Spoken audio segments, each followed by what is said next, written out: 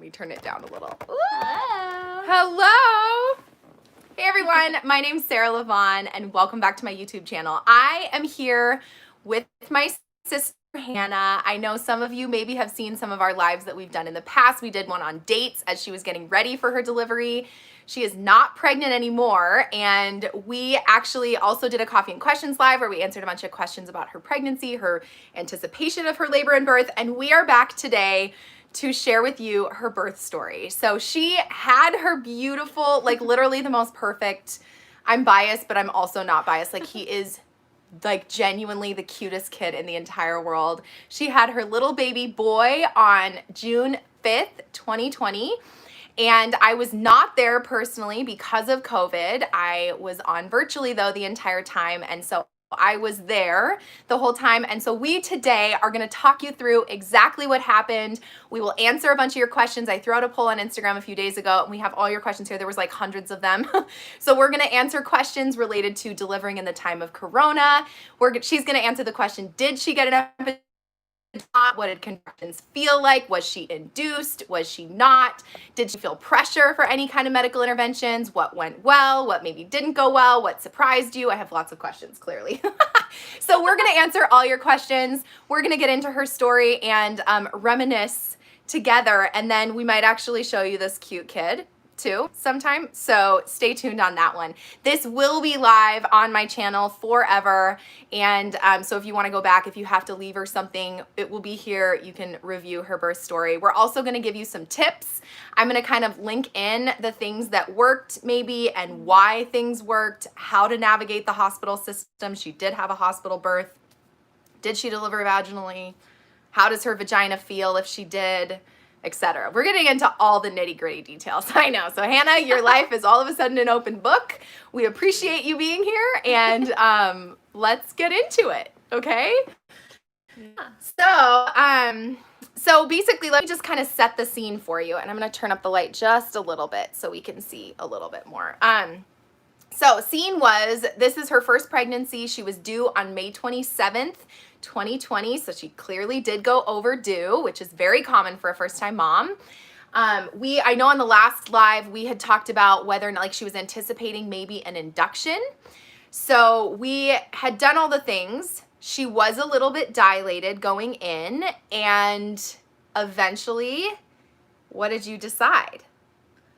So, you're funny. I know, like, I don't want to give too much away. So yeah, I decided to schedule an induction for 41 weeks. 41 weeks. So a week over the due date. Mm-hmm. And knowing that if I went into labor before that, great, and I'll just go in before that. But I didn't go into labor before that, so on June for an induction of labor. An induction of labor. Of labor.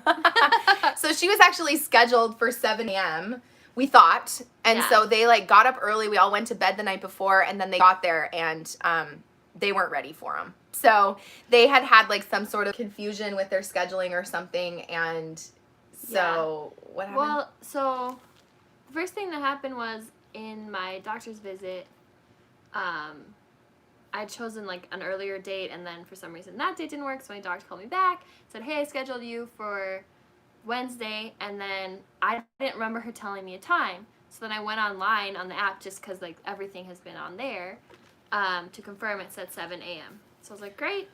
And then also my doctor had said, hey, you can call ahead, or in my mind I thought she said, you can call ahead and see if they want you to come early or not or whatever. And I just like, it's so early, whatever, like didn't think of it. And so apparently it's more like the doctor, she may have said this, who knows, but like should have said, or I should have interpreted, you need to call ahead so they know for sure that they're expecting you and what time you should be there, which I didn't call. And then on the app it said 7 a.m. and the doctor apparently had said 7 p.m. So there was a mix-up in their system. So we ended up sitting in the waiting room for a few hours. Like a long time. You got started at 1 p.m. So it was like a solid 6 hours. And mind you, we had been up, like I got up at 6 a.m. with them. We like sent them on their way with some breakfast. So prior to the induction, guys, you definitely want to eat. So she had a really yummy breakfast and like was ready for that. We got on FaceTime and like had everything ready, and I had my whole like spiel set up down here. and we waited. So it's one thing, we talked about right early on that this is flex and flow, that we are going with it, and that ultimately, like, what will be, but you thought maybe, do we go home and come back at 7 p.m.? And ultimately it ended up being better that you stayed and got going. Yeah, because at that point, like, I mean, the charge nurse was saying, hey, maybe we can get you in right away. And then multiple people came in, like, in labor, because we could, like, see them, you know, and she, like, you know, screaming and stuff. Screaming and stuff. Speak up so they can hear you, too. Screaming and stuff, and so we're like, oh, okay, well, she's, like, really in labor. I'm just, like, chilling, because I was getting induced. Yeah. And so then the lady came back, like, probably a while later and was like, hey, we've actually had some more people come in, and we, like, don't have space, and da-da-da. And so it was like, we didn't know whether we should go home or whatnot. But it was like, everything was already packed. I feel like it would just been so weird to go home. And we were like, we'll just wait stay around. Hopefully you can get us in soon. And the charge nurse was super great. And finally she got us in. And yeah, so then we actually started at, like, you said 1 p.m.? Yeah, you started your induction at 1 p.m., but they got in around noon. So they get into their room. You got the suite. So the hospital that she delivered at here in Minnesota has one room with a birthing tub. So if you haven't seen their labor, the Enough song that I have on here, after we're done, go over there and watch this, because we also put in pictures of her labor, and it's a song that her husband wrote for her labor and also can be used for your labor. They're on Spotify and iTunes as well, so you can download that there and add it to your labor playlist. So you can see a picture of her room. But she got a birthing tub. Like, it was like this huge suite with a tub in the room and, like, window. They had all sorts of great lighting. There was a fridge in the room. I was very impressed when we did the hospital tour, like, 2 years ago, forever ago. But they got, like, the best room ever. So that ended up paying off for them. Yeah, and apparently they don't really use that room because all the nurses were a little like, where's the stuff in this room? Because it was, like, set differently. And it was for water births, so, like, huge tub. And granted, I didn't do a water birth, but they were like, you can get in the tub, which we can talk about later. Yeah.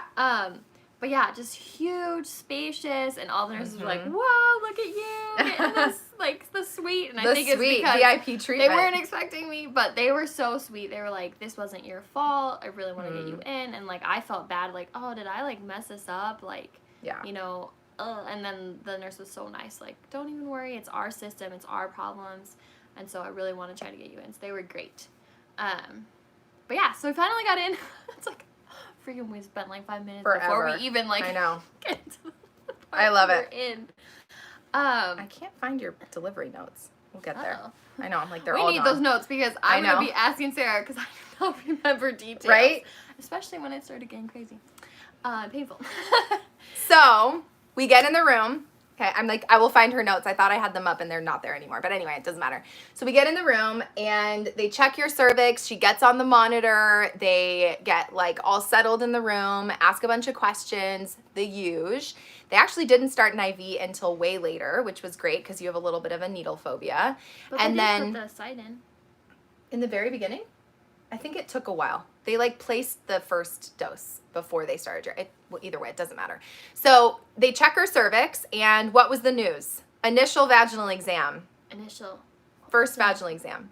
Goodness gracious. Wasn't my bishop score a 7 or Your 8? Bishop score was 7. 7. You were 180 minus 2. 1 centimeter. 1 centimeter, 80% 80% effaced, minus 2 2 station. Which is good. That's a great place to start for an induction. And so her cervix was favorable. It was almost ready, but we wanted to ripen it a little bit more. And so they gave her lots of options. And then ultimately the doctor was like, I'm only giving you one option, which that's a whole thing of navigating the hospital, which we will get into, navigating the hospital and having some, like, how much is in your control and how much maybe isn't in your control stuff later. But you ultimately opted for oral cytotech. So 2 induction agents. If you haven't seen my induction of labor videos, you can go over there after and learn about that. But the cytotech is usually placed inside the vagina, but this hospital happens to do it orally. It supposedly works the same. I would say I don't think it works the same, to be honest, just anecdotally, but that's my own opinion. But so they started with oral cytotech. Yeah, so you just took a taking little pill every, like, 3 to 4 hours. Like, taking a pill. And how did it feel for you? Chill. I mean, they would be like, are you having contractions? Are you having pain? Are you having contractions? Like, what's the pain level? And be like, 0.5, like, not even a 1. So it definitely, like, it started something a little bit where it was like, okay, like, something's happening, there's some tightening, but, like, I'd felt more painful things, like, at home before that. Like, just thinking, like, oh, maybe it's starting, and, like, that was more painful than what I was feeling at that time. So we basically did that for how long? We just took doses of that, and I, like, ate. They let me eat at the beginning, because they said that I could eat until however long in the future. Once you got an epidural. Yeah. You ate, we hung out, and then things started. You got a second dose. They rechecked you. You were the same. You got a second dose, and then things started, like, you started to feel a little crampy, a little bit, like, more uncomfortable. But even then, it was like, it wasn't until after the Foley balloon that you really started picking up. So you did 2 doses of oral Cytotec with no change. So anecdotally, not my favorite thing, okay? The other options would have been Cervidil and vaginal Cytotec. I've never seen vaginal Cytotec not do anything at all. At least you're crampy. And she literally was just like chilling. Heyo, eating. So hanging out, kind of wasting time, but that's okay. It is what it is. We tried. And so at that point, the nurse came in, who this nurse was phenomenal. She was so good. And the nurses, all of the nurses there were really great. And nurse came in and basically was like, look, you know, here's your options. We can do another dose. We could do a Cervidil, which is the insert, the 12-hour insert. We were not trying to waste time. Or they could place a Foley balloon, which that was originally not an option. I am a huge fan of Foley balloons, and I just am like, they work so well. They have the double balloon, so it's 2 balloons on either side of your cervix. That to me works better than 1 balloon just kind of pushing through your cervix. And honestly, so here's a lesson. This is how we navigated that situation, because one of my jobs as a birth coach is to not make decisions for you. And so it was like, now mind you, it's my sister. So that to me is a little different. Like, I'm going to probably share my opinion a little bit more openly. But that was like a very weird dynamic for me. And mind you, I am virtually on an iPad in the room the entire time. I happened to buy a Rolly iPad stand that rolled around the room, and basically I was like face size with an iPad this size the whole time. So I was there the whole time. We were FaceTiming the entire time. And as much as I wasn't able to put my hands on, I was aware of what was going on. I was giving my input. You know, we were talking about things. And so the 4 of us, her husband, myself, the nurse, and me, and her, Hannah, we sat down and we were like, look, here's your options. And the nurse did a lot of this. My opinion, honestly, after having the spiel, was actually for a Cervidil. That's what I was thinking in my head, but I didn't say that. We'd already talked, though, pretty strong about the Foley balloon. And then you were kind of like, what do I do? Like, but yeah, I was like, well, what do you guys think? And the nurse said, I've seen really good results with the Foley balloon. And Sarah had said, like, when we were at home, like, you should really get, or like, I really recommend the Foley balloon because it really, like, gets things moving. And what the nurse said was, you know, you can expect pain and, like, discomfort, and if you're up for that, like, that's what's gonna, you know. And I was like, yo, I'm here to get into labor, so yeah, like we're not wasting time. Let's do the Foley balloon. I want to get things moving. I've been here for, like, a long time. It felt like a nothing of just, like, hanging out. And it's like, okay, whatever. I saw some questions on there. So someone asked if I was GBS, positive or negative. Negative, so I didn't have to have antibiotics. Antibiotics. And then if I was tested for COVID. So yeah, I was tested for COVID like 3 days before because it was an induction. So yeah, and then tested negative, thankfully. But did you have to wear a mask? That was another question. Oh yeah, so when we were in the waiting room we did, and then in the like initiation talk with the first nurse, she said that when doctors or nurses were in the room, that to wear a mask, and then when they weren't in the room to not, but we didn't really do that. Yeah. And no one really cared. Especially when I was like, I think at the very beginning when I was just like, I like kind of was putting on my mask and taking it off.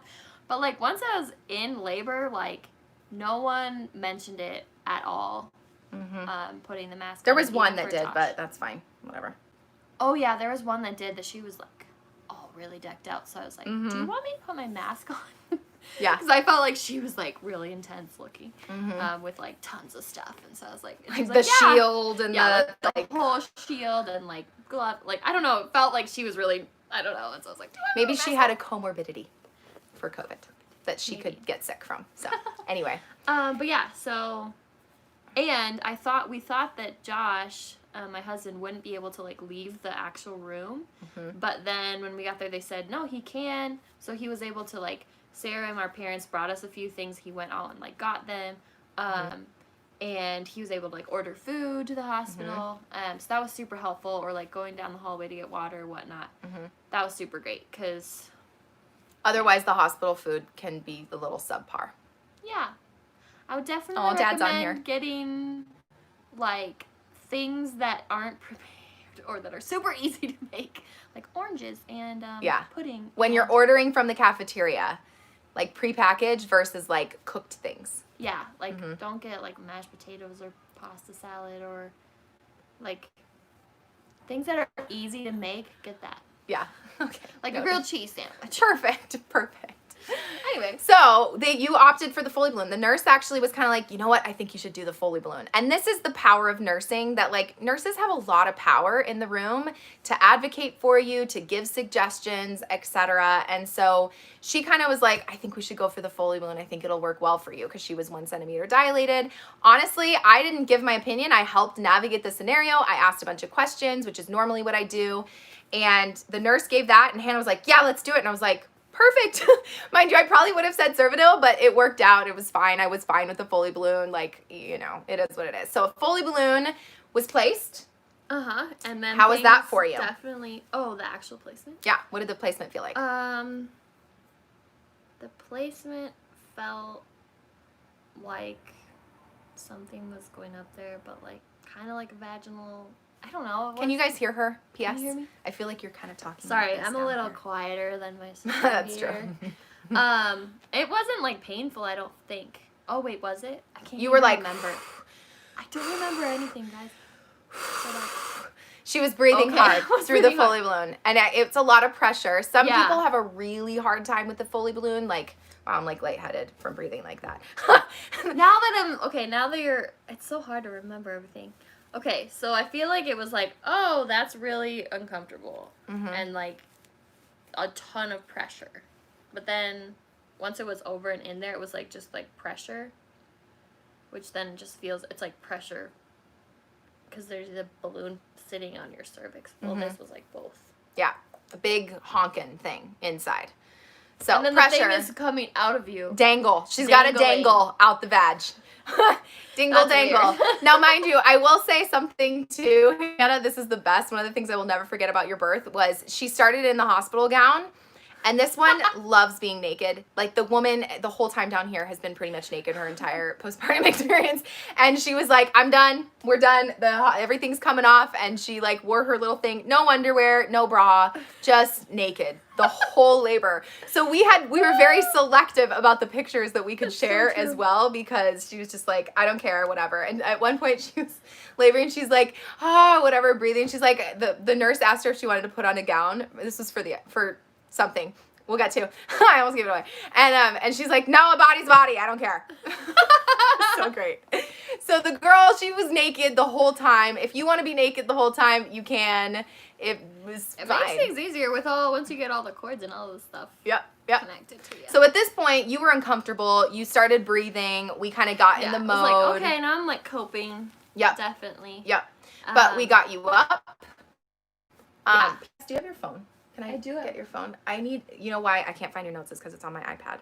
So keep talking. So the Foley balloon's in. You started coping. Yeah, and it was interesting because Sarah said, because I took like all of Sarah's classes, that like trust your instincts and like you'll kind of know like what feels good and what doesn't feel good. And it was definitely interesting that like certain positions I'd be like, oh my gosh, this is like so intolerable. Like I am in so much pain. This is awful. And then other positions, like literally the next contraction, so it wasn't like this was hours later, I'd be like, okay, like I'm making it work. And okay, this was her in a contraction. Okay. I was holding onto the bed, like the side of the bed.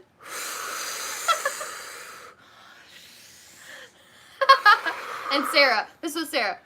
Relax your face, relax all your muscles. At one point, she's like, focus on. I think you did normal things, but then you're like, focus on your eyebrow. Focus on your. So let me tell you, for your coping, nostrils. when I see this in her face, your nostrils, I probably did that. So I can see her tensing up in her face, right, as she's standing here. And so I'm like, relax your face, drop your shoulders. Soft. Josh is behind her, soften, loosen, open, blah, blah, blah. Like, we turn real doula-y, okay? And so, but then I was like trying to get her mind off of the contractions. So I'm like, okay, I was seeing tension here. So we started here and that worked for you. But then I was feeling not very creative and kind of funny and silly. And so I was like, focus on the area between your eyebrows That was nice. when you're breathing and soften between your eyebrows and then you know, make whatever. This face belly. And yeah, and it was. But she was so quiet, guys. Like, I make a lot of noise when I make labor. When I labor or whatever. And for her, she was very much like, baby is crying. So thank you for bringing me that. Thank you so much. This is where your notes are, Hannah, because I was on my other iPad. Thank the Lord for your notes because it's so funny. Like, right? I'm like, I forget. You'll forget. Everyone tells you. Yeah. You're gonna forget everything. I It's forget true. everything. I'm like, the Foley balloon wasn't her painful. Oh wait, I think it was. Right? Wait a second. Yep. So Here it yeah, is. I started coping and I found that like standing and swaying and kind of bracing myself, and then is that when the nausea started? Yeah. Yep. And then nausea started, and so Josh was like fanning me with this like birth guide that Sarah I had a sent, laminated position guide with them. position guide, and so he was like fan my face. So I was like so nauseous. You also had the Tamer essential oil. Yeah, it For was nausea. like for nausea, and like Josh would put it on his hand, and then I would just like smell it, and that really was like really rushing. And Shanna's asking, did the Foley balloon start up the contractions without Pitocin? yes. Yeah. Oh, yeah. Once she had the Foley balloon, that's when contractions started kicking in, and they were pretty regular. Really regular. Yeah. Really regular. Yeah, and so like at this point, I'm not connected to anything in my IV, like nothing. Just saline locked, which you learned about in my childbirth class, so she wasn't connected. Standing, swaying really worked. You tried the birth ball. It did not work at all at that point. And then we suggested getting in the bath. Yes. So nice because there was a tub, which isn't common, like right in the room. It's so beautiful, and we had like these lights, and it was just like a spa basically. So the nurse was so nice, and she got all of the tub ready for us and helped me in and everything. And then yeah, I got in the tub, and being in the tub, like just the heat and everything, kind of, you know, when you're like on your period, the heat, it was just, like, I was still having them, but it felt like, oh, these have like, they're not as painful, just in the bath. So I was so relaxing, and I was able to just kind of like get out of like, oh, like, okay, contraction, like you're so focused to be like, hey, Josh, hi. Like, Yeah, it's like it have a brought you out of conversation. labor land. Totally. Yes, and that was just, is that one? Was that the, I had multiple baths. Oh, yeah, she had 3 baths. I had 3 baths. It was so amazing. I'd be like, can I get back on the bath? And there's like, yeah, and she like did it again. It was so nice. Yeah. But I don't know if it was the first bath or later on, but It was the second bath for the song? yeah. Yeah. We'll get there. Okay. So, first bath was amazing. We learned that ball didn't work, standing and rocking worked, bath really worked for her, and it did. You like were able to rest and almost like doze off at that point. Yeah. And that's the thing with early labor. So, even though she was induced, yes, she was monitored the entire time. She had fetal monitors on that are waterproof, that go in the water. So she was monitored the whole time. I saw that question come in. But that you, in early labor, there may be things that you find that allow for you to totally rest. And that was what was really nice about your labor, Hannah.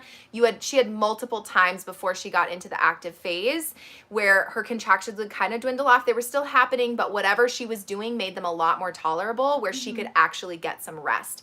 I always joke that it's like the snooze button. It may not be the best rest of your life, but at least then between contractions, you sleep, you wake up for the contraction, breathe through it. It's not all consuming quite yet, you know, but she was coping, and that was early labor. We kept tugging on the balloon And then a lot. So we tug on the balloon, and then after that, it'd be like I would have to brace myself. I'd be like, Josh, because Josh would tug on it from the bathtub, and like I'd be like, oh, just give me a second, because it's gonna pick up. And like, so we'd tug on it, and then I'd be like, okay, like, here we go.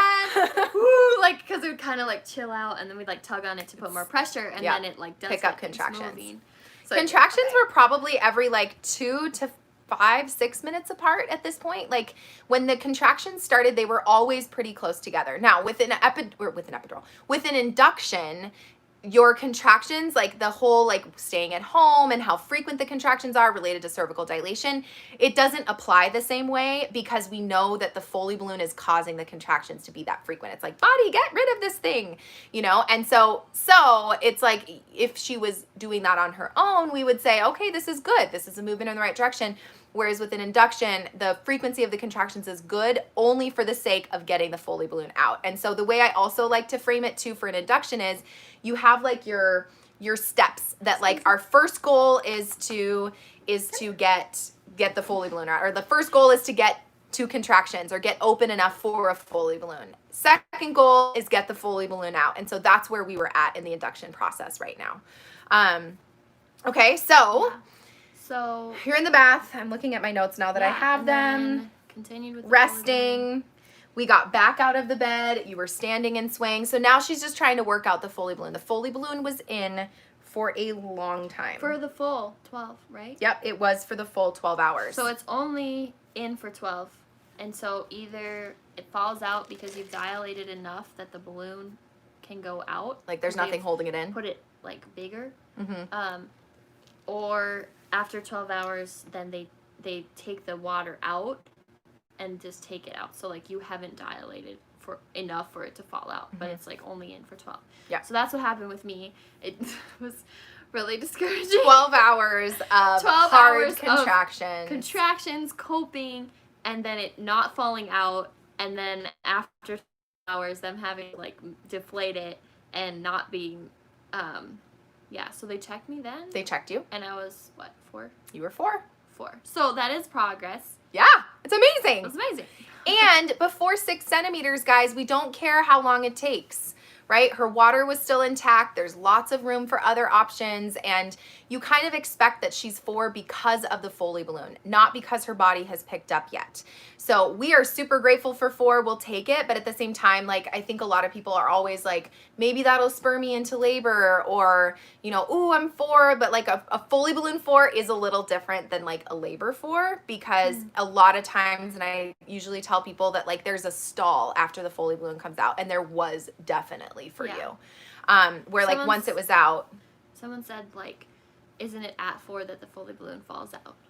Great question. So it totally depends on what type of Foley balloon that they use, whether it falls out at 4.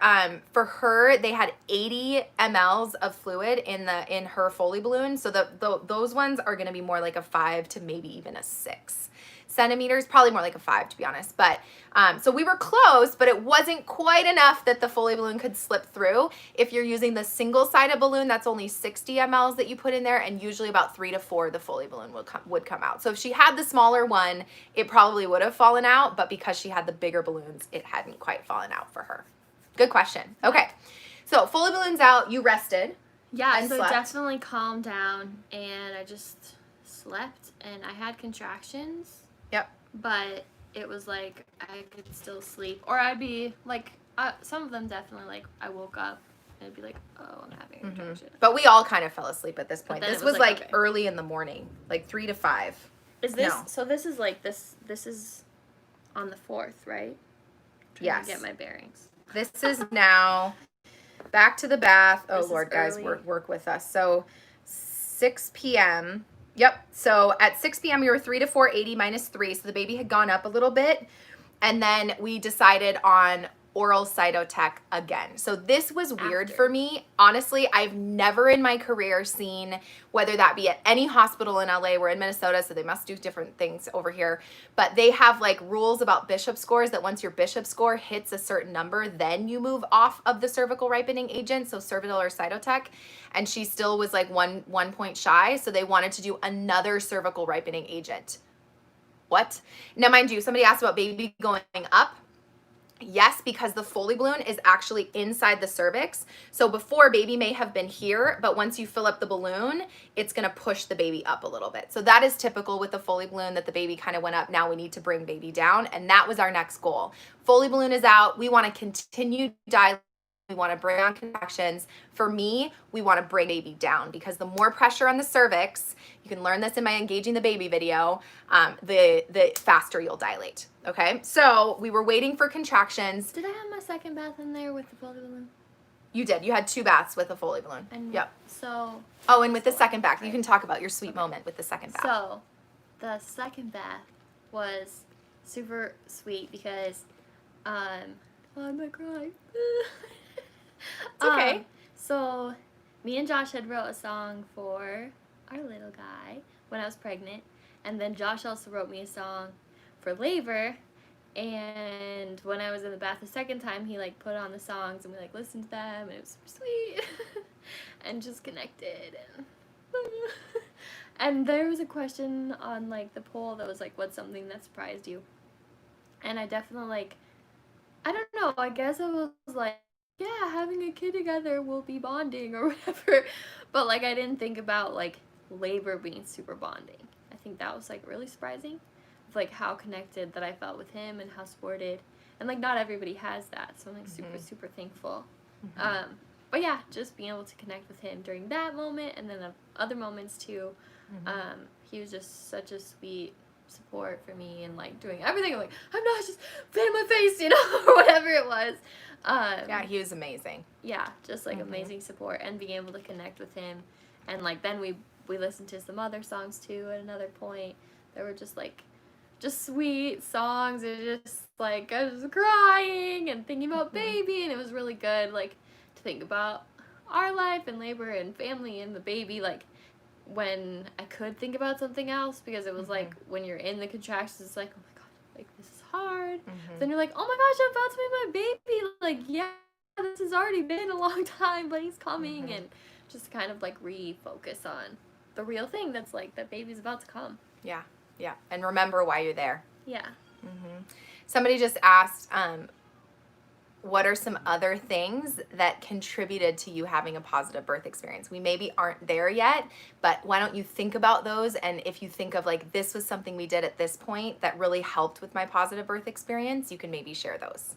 Cool? Okay. Yeah. Yeah, that was a very sweet moment. And I'm on FaceTime watching the whole thing, and like, they're having this, like, I felt like there's a certain intimacy that I feel, like they're my family, so like it feels less weird. But like, even with clients and stuff, like if I'm in a room with a client and they're having a moment like that, I feel like I have to walk away, you know? And so I kind of like looked away and let them have their moment. But that's also something that like I do say in my classes, is that labor and birth is an opportunity for you to look at the other person and say, I knew I loved you, but I love you. Like, you have changed my life, and you have been so present, and like, you bond in a whole new way. And for them to look at you laboring and go, I knew she was strong, but this is a whole nother level. So that's where like the preparation you do, and feeling connected if you have a partner. And for those of you that don't have a partner, first of all, I'm sorry, because that's hard, but maybe for some of you that was your choice, and that's okay too. That doesn't have to be your birth story. But if you do have a partner, just know that like, can be a thing. And part of that includes being prepared for it, and knowing and having some tools to know how to help, so that you can just labor and really embrace that experience together. So that was a very sweet moment for you, and very memorable for her labor experience. Okay. Foley balloon's out. They decide to ripen you again, which that had to do with I think her Bishop score was 7. They wanted it to be 8 before they would move on to Pitocin. Yeah. They were very like kind of anti-Pitocin, which is somewhat new to me. Flex and flow, I think they were probably worried about postpartum hemorrhage. The longer you're on Pitocin through your labor, longer meaning like more than 24 hours, then the like higher your chance for postpartum hemorrhage. So whatever, it was new to me. I'm like, all right, I get it. Like, we'll try it. So they did another dose of oral Cytotec. They did 2 more doses of oral Cytotec. Hold on, I have my notes. Oral Cytotec times 3, we did 3 doses more of oral Cytotec, which And that's happens every 2 hours. 2 hours. But after that, her contractions had gone away and you slept. Like we all kind of got a nap in and you were pretty much sleeping. I'm still on FaceTime at this point. They would give you the pill, you keep sleeping, maybe a little bit crampy. But get this, I was like, well, this could be a thing because when they rechecked you after the 3rd dose, do you remember what you were? It was lower. The baby was lower. The baby was lower, -2, and you were like 4.5 centimeters. So That's what we said. You were 3 to 4 after the Foley balloon, yeah. and then you were 4 to 5 after that. Does he need to eat? Oh, Lord. Do you want to just try and we'll cover you? Real life here, guys. This kiddo wants to eat. Yeah, I could get him. Why don't you talk for a second? Okay. If I get him latched and then put something over. Okay. Just step out. She's gonna breastfeed her baby because he's very upset. So I'm gonna keep telling the story. She's right here though. She can orally just speak up while we get this baby on, and then we'll feed him and then show him to you in a second because he's so cute. Okay, so after the 2nd or 3rd dose of Cytotec, she was 4 to 5 centimeters, which for me was new because first of all, I've never seen Cytotec or Cervidil given after a Foley balloon when you're that dilated. But for her, the oral is probably a little more mild than putting it inside the vagina. And it got her a whole nother centimeter and baby was lower without really any pain with contractions. So that ended up working out for her. Flex and flow though, whether or not that's like a thing, whether or not your hospital does that, but that's what worked out for her. So now she's 4 to 5 centimeters, 80% effaced, -3 station. And then they started Pitocin. So Pitocin goes in her IV. She did have an IV at that point. They connected her. She was resting. That was really fast. Is he connected already? Yeah. Connected. Breastfeeding. Look at her go. This doesn't fall. Doesn't fall and we get a full frontal. Here, you can just put a pillow on. I love it. Do you want to say hi, Josh? This is Josh, the man of the hour, Hey. who is the most amazing support person ever. Look at her. Already a breastfeeding pro. Day, what are we? 9? I don't know what day we are. I don't even know what day it is. Okay, so she's 4 to 5. They started the Pitocin. People are very nervous about Pitocin. They're very nervous about Pitocin making contractions so much worse. Your IV infiltrated at that point. They did restart your IV. I wrote that down. And then Pitocin was started at 1 p.m. So now we're 24 hours in. She's 4 to 5 centimeters, 80%, and Pitocin has started. So how was that for you? I was honestly just like ready because it's been 24 hours and I was like, I had a rest. So like it was so nice because I'm starting the timer on the breastfeeding. Oh, it says low power mode. I'm gonna close that off. I'll plug you in. So This is real life, guys. This is the least organized live of our lives. Yeah. You just keep so it. like It's plugged in. Perfect. Got it. See, so still the crazy. man of the hour. Uh-oh.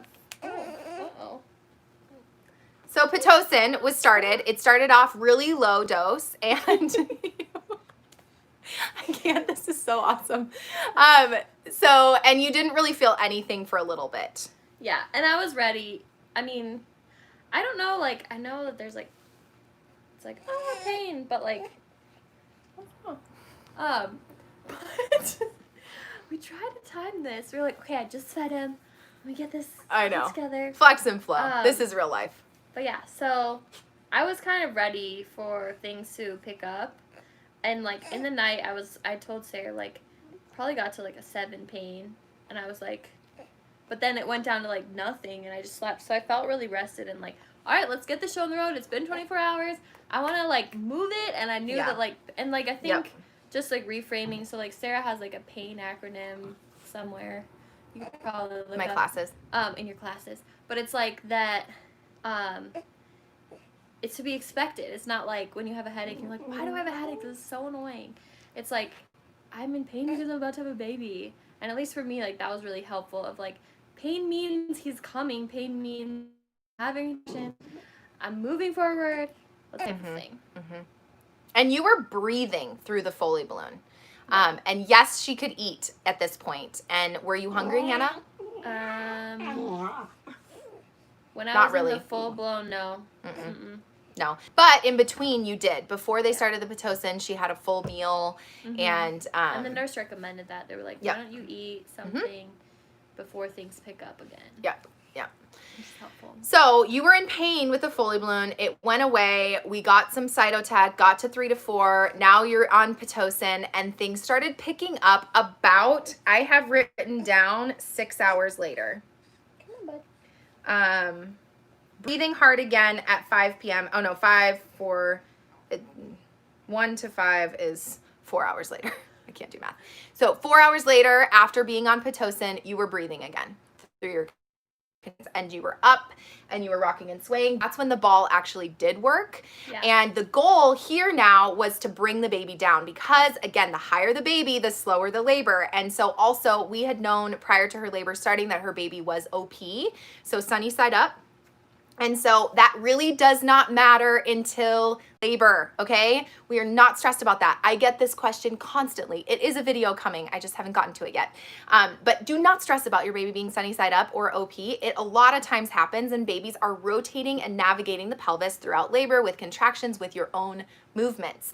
But because of that, we know that OP babies slow down labor, and already we're over 24 hours into this induction already. So we're gonna need to like get him in the right position and really get him down on that cervix and twist it into your pelvis to help speed things up.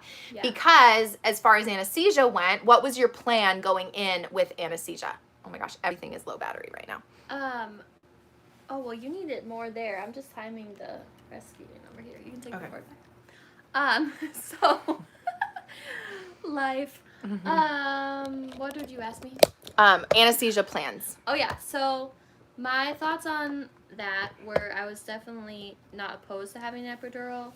I did not want IV pain meds, just with... That was very clear. Yeah, like the learning about it, and that was my choice. I mean, you guys can look into it yourself, but that was definitely not something I didn't want.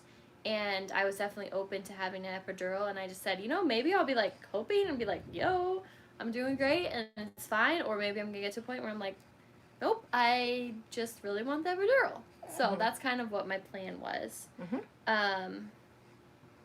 And so things intensified. Yeah, things got really intense. And she was doing so well, guys. Like, I've labored with a lot of mamas, and I have to say, I was so proud, like, to see it, and here I am getting emotional, like, to see my sister in it when I've been with so many other women. Like, she had painful contractions for over 24 hours by the time we started talking about other options. Yeah. And so but before that, okay, so we did the positions to get him in. Oh, yeah. So tell them about that. Sarah, we kind of had a talk, and because she was on virtually, and like, hey, we really want to get that baby lower, we want to get his head turned, and said the things that would help to do that. So the deep knee bends, or something, what are they called? Deep knee bends? Where you're like, have the leg straight. The dip the hip. Dip the hip. Yeah. So I did that on the side of the bed. Yeah. And then we did this position where Josh was involved too. Do I explain it? I don't know. It's called abdominal lift and tuck. It comes from spinning babies. But the idea is that you create, the pelvis is tipped forward. And so and I kind of talk about this engaging the baby video, but when you tip the pelvis, like scoop your hips forward, it creates the hole for baby to fall into in your pelvis and makes it just like more easily accessible. And so they did this position where she was standing, rocking, swaying with motion. She was still holding on and where I put my pelvis forward, and then Josh was actually lifting my belly. Yeah, and so he was behind supporting. She kind of leaned on him. They were rocking and swaying together. You guys did that for a solid, like at least 30 minutes. Yeah. Maybe longer. And Josh said that he could feel the baby inside moving down. Isn't that weird? Isn't that crazy? Yeah. So, and he was saying like that when the contraction would come, he's like, I feel it being able to move, which that's the point. And that's the thing, that when you understand labor and you understand the physiology of what the body's trying to do, you can set it up to do it better, more efficiently, and easier for you. And that's what some of the positioning that I do with my clients is. And when I'm giving suggestions, it's always like so this may not feel good, but here's the reason why, and it will help you, because the goal is we gotta get him lower. Yeah. So you did that for a while. Definitely, it wasn't necessarily the most comfortable thing, Like, I feel like it was probably more painful when I did that than not. But it was like, okay, I'm doing this for a purpose. Instead of just like, I'm just doing things.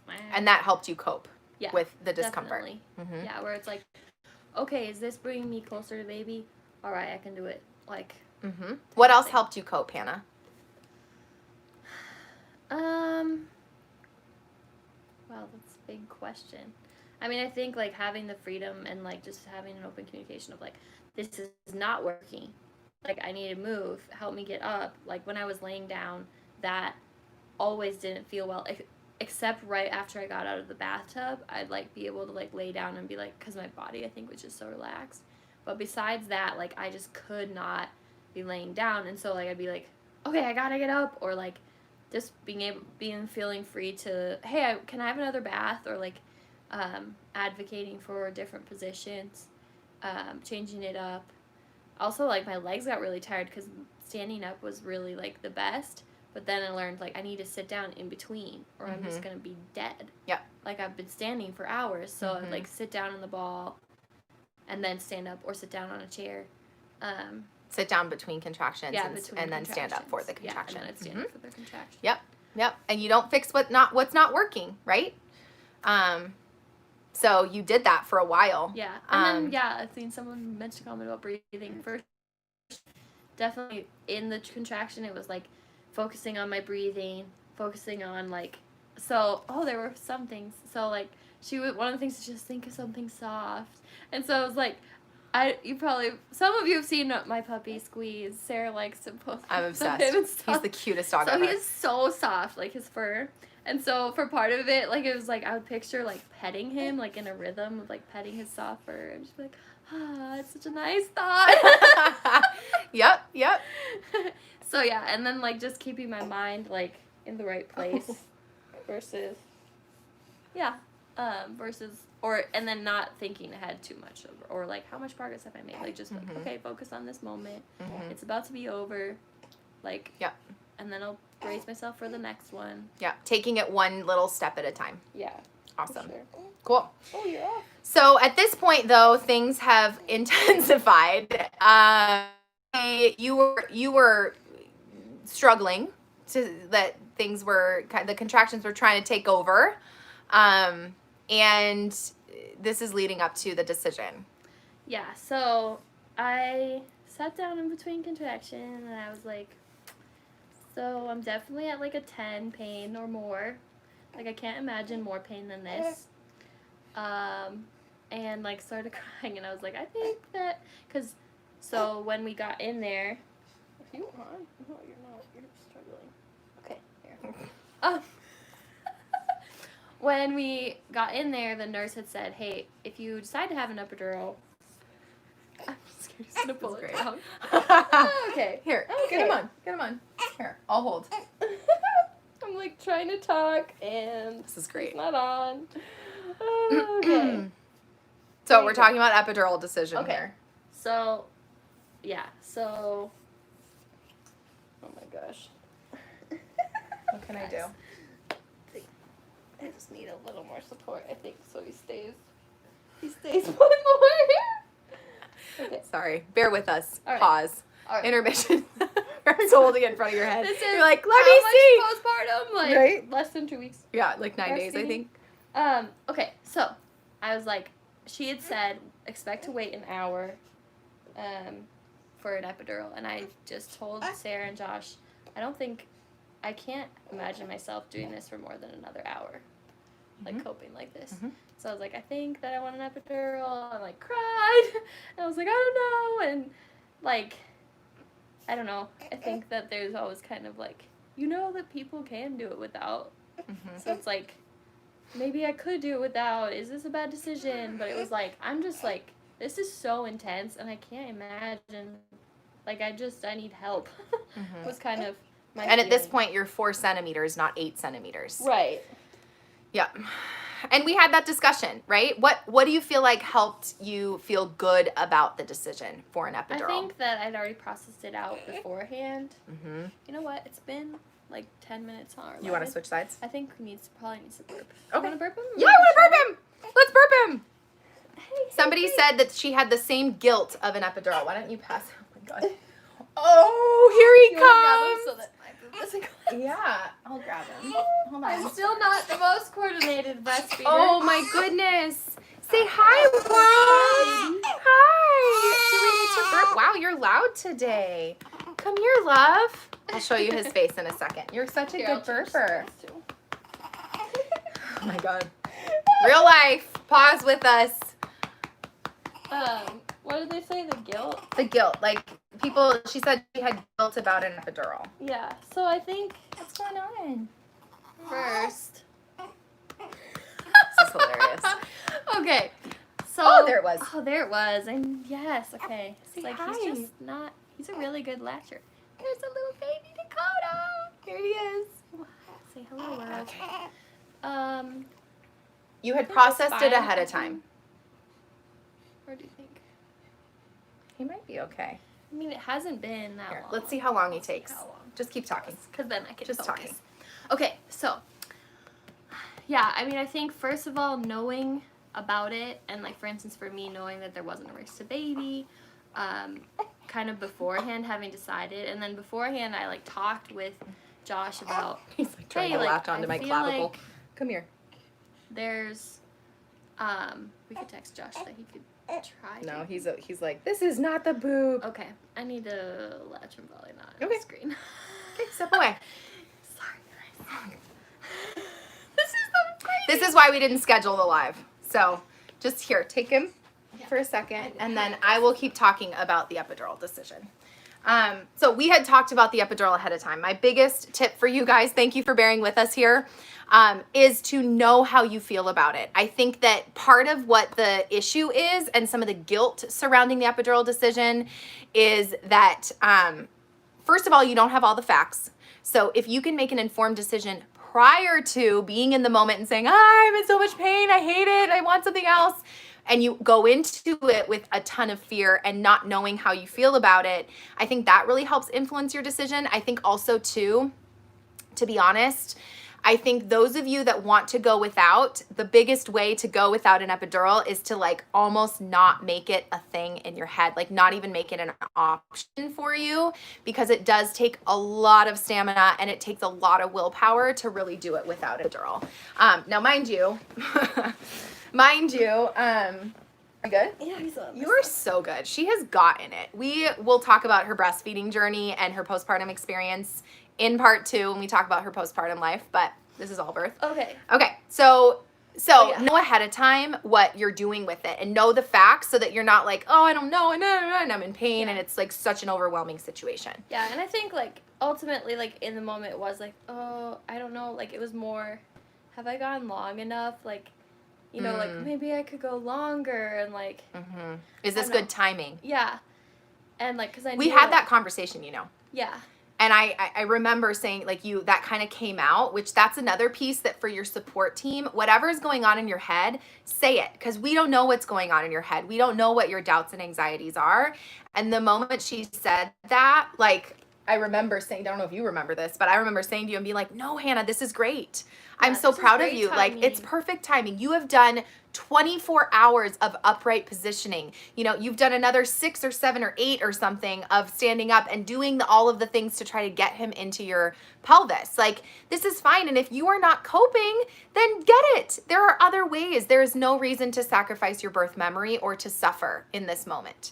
Yeah, and so, and it was really good, and I talked a little bit about, like, that guilt with Josh, and, like, he was like, there's, like, you're so strong, and if you get it, that doesn't mean you're any less strong, and so, like, because I was like, you need to know that that's probably going to go through my head, and, like, he was like, they both were just, like, speaking truth, and just like, hey, you've done so much, you're so strong, you've labored, and now, like, it is how you've gone really far, and like get it, and like that's fine, and like nobody's judging you. Yeah. And it was like, okay, like that's gonna be really helpful because I'm starting to like not cope well. Like I don't know what else to do, and this is feeling overwhelming. Like the amount of pain was just like so intense. Yeah. Like all you mamas that didn't do it with an epidural, wow. That's all I have to say. Wow. Because I'm sure it got even more crazy after that point for all y'all. And way to go. But also for all of you considering it or had it, like, I mean, for me, like, I didn't regret getting it, and we could talk about, you know, that during pushing and stuff too, how that was for me. But I didn't know, like, I thought I'll just go numb. I don't know why. Like, in my mind, I was like, I'll just be numb from like whole legs. I just won't even be able to control them. Like, and really, like, it really wasn't like that. Unless I was laying on my side for a really long time, then maybe the lower leg, I would feel like, oh, I, like, can't really move it. It's like when you're asleep. Mm-hmm. It's like, like, how someone help me lift my leg up? Mm-hmm. Mm-hmm. But I was actually surprised by how much sensation I had. Now I know that other people, like, there's different levels, I think. Maybe you could talk to that about that. Of, like... Yeah, we'll get to that. Yeah, how much sensation, but, yeah. So she asked for her epidural. They said it would take an hour, and this is where it gets a little dramatic. So you've been warned. Good thing we've worked into this. We're already like an hour in, Hannah. We gotta pick up the pace. I know, this is crazy. So, okay, so she asked for her epidural. They start getting it ready. As she's standing there, I can see the fetal monitor, and the heart rate appears to be down. And this is something that can happen. And I usually prep my clients for one-on-one. We talk about what happens if the heart rate drops, what happens if it stays down, what happens in an emergency C-section situation. And I can see and hear the heart rate down. Now, as a nurse, and that adds a whole nother layer where I can interpret the fetal monitor. Your doulas should not be interpreting the fetal monitor. But that is something within my skill set. It's also my sister. So for me, the stakes are significantly higher than ever in my entire life related to this scenario. So I'm seeing this, and the nurse is not really doing anything. She's trying to find the heart rate on the monitor. I'm looking at it and looking like, it looks like it's down. Are you seeing something that I'm not? Because I'm on FaceTime. Who knows what's really up? And I'm not going to lie, this was the moment where I think I almost vomited. Like, I have never been more stressed in my entire career. That's my own personal experience. I don't even know if we've talked about this. I've sort of hinted at this. So I'm seeing the heart rate down of the baby and trying my best to hold it in as a nurse and not be like, okay, what are you doing here? Hannah, da-da-da-da. And mind you, I did say, Hannah, like, okay, Hannah, it's time to get in the bed now. Like, remember that scenario we talked about? It's time to get in the bed now. Now, for you equated that with I'm having an emergency C-section, or I'm moving towards an emergency C-section, and that's where the disconnect happened. And so if the heart rate drops and you have to get in the bed and there is a little bit of chaos, it's pre all of that. That most of the time, I'd say like 99% of the time, the heart rate comes back up and we're all good. But if it doesn't, this is why we need you to respond. And like, instead of saying like, oh, hold on, let me get through this contraction, I was like, no, Hannah, you need to get in the bed now. Like, let's turn positions. And that was helpful because the nurse wasn't saying anything like that. The nurse was doing nothing, okay? And once you said, this is we've talked about, granted, I interpreted it in my moment, like, more extreme. I was like, okay, like, for baby, I gotta get in bed. And like, yeah, which was true. But in bed, not gonna lie, was, like, the worst for me, the entire labor. So it definitely was like, oh, okay. Like, it made contractions like, horrible. My contractions were already, like, I was ready for an epidural. I'm not coping well. Now you're telling me to get in bed was like, oh, okay, but for baby, I guess. And so I got in bed. They were awful. I wasn't coping well. Mm-hmm. Yep. And in the meantime, I'm trying to be supportive, but I am very distracted by the fetal monitor and by the fact that this nurse was like standing there watching this heart rate be down for 6 minutes. At 6 minutes, we need to be moving to the operating room. And so I'm like, and I'm trying not to stress her out. Now we can talk about it because it wasn't in the moment, but I am freaking out in my head. And like, I'm trying not to be overbearing. And at one point, like, I apologized to the nurse afterwards. I'm like, I'm sorry. Like, I'm really trying. But at one point I was like, so you gonna call somebody? So I think it's time to get some help in here. And she's like fumbling with her phone. I'm like, we're at 6 minutes and this heart rate is still down. I'm like, am I seeing what you're seeing? Is the heart rate still down? Hannah, why don't you try this? Why don't we try turning you to the other side? But this nurse was just like, I'm like wanting to throw up just thinking about it now. It was so stressful. Mind you, poor Hannah, I'm trying to be supportive for her with the coping when she's not coping on her side like that. But I am so distracted and like nauseous and like lightheaded. I'm like, I feel so out of control. This was the hardest. I mean, for me not to be there, that's like a whole nother YouTube video where I could talk about like the massive loss that it was for me not to get to be there when I've dedicated my entire life to clients, to clients and being a part of their births. And we prepared for this for years. And I flew in to interview doctors with her prior to them getting pregnant. They live in South America. I've given and dedicated over 2 months of my life away from clients. Now I have virtual thanks to COVID, but you know, to get to be there. And with knowing the high stakes that labor and birth can be, I don't want to freak you guys out, and it's so empowering and so positive, but I have seen it go wrong a lot. And when it's my sister, I'm like feeling that helpless and screen. Like, I literally, I texted my mom and I was like, this is the hardest thing I've ever done. Like it was, that part was awful for me. This is not my birth experience, but to give you the insider scoop, there was already the loss of not getting to be there. And then to be in scenarios like that where I'm like, this is what I dreaded. And this is why I needed to be there, you know, but whatever. We made it through. She's fine. Baby's fine. We're good. Okay. Yeah. So heart rate's down. She's on her side. The nurse is not doing much. Finally, people come in. The heart rate resolves. Hallelujah. Somebody says I would not hesitate to scream profanities at the nurse who was in there. And honestly, like inside, I'm like, what the heck are you doing?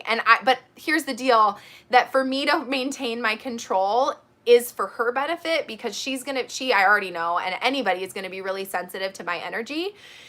And I didn't want her to feel extra stressed out, even though I was a little more firm my recommendations and you need to hear me now, get in the bed and turn positions, because that position changes. Because I was so like trying to just cope with the, like, I don't even, like, it was later that I even registered that was what even was happening, that the baby's heart rate was down. Like, I was so in the middle of contractions, it was so all consuming, so painful, that like when Sarah was like, you have to get in the bed, this is what we talked about, it was like, thank you, because there's no way if someone was like, hey, could you get in the bed? I'd be like, no. Right. I am barely hanging in there as it is, standing and swaying, and like, please get out of my face. Like, don't tell me to get in bed. Yeah, exactly. But it was like, knowing kind of like, this is serious. Right. Was super helpful of like, yeah, I'll do anything for my baby. Yes, I'll like make suck it up. Contractions way worse, like for this little guy. So, yeah. Anyway. Yeah. It's crazy.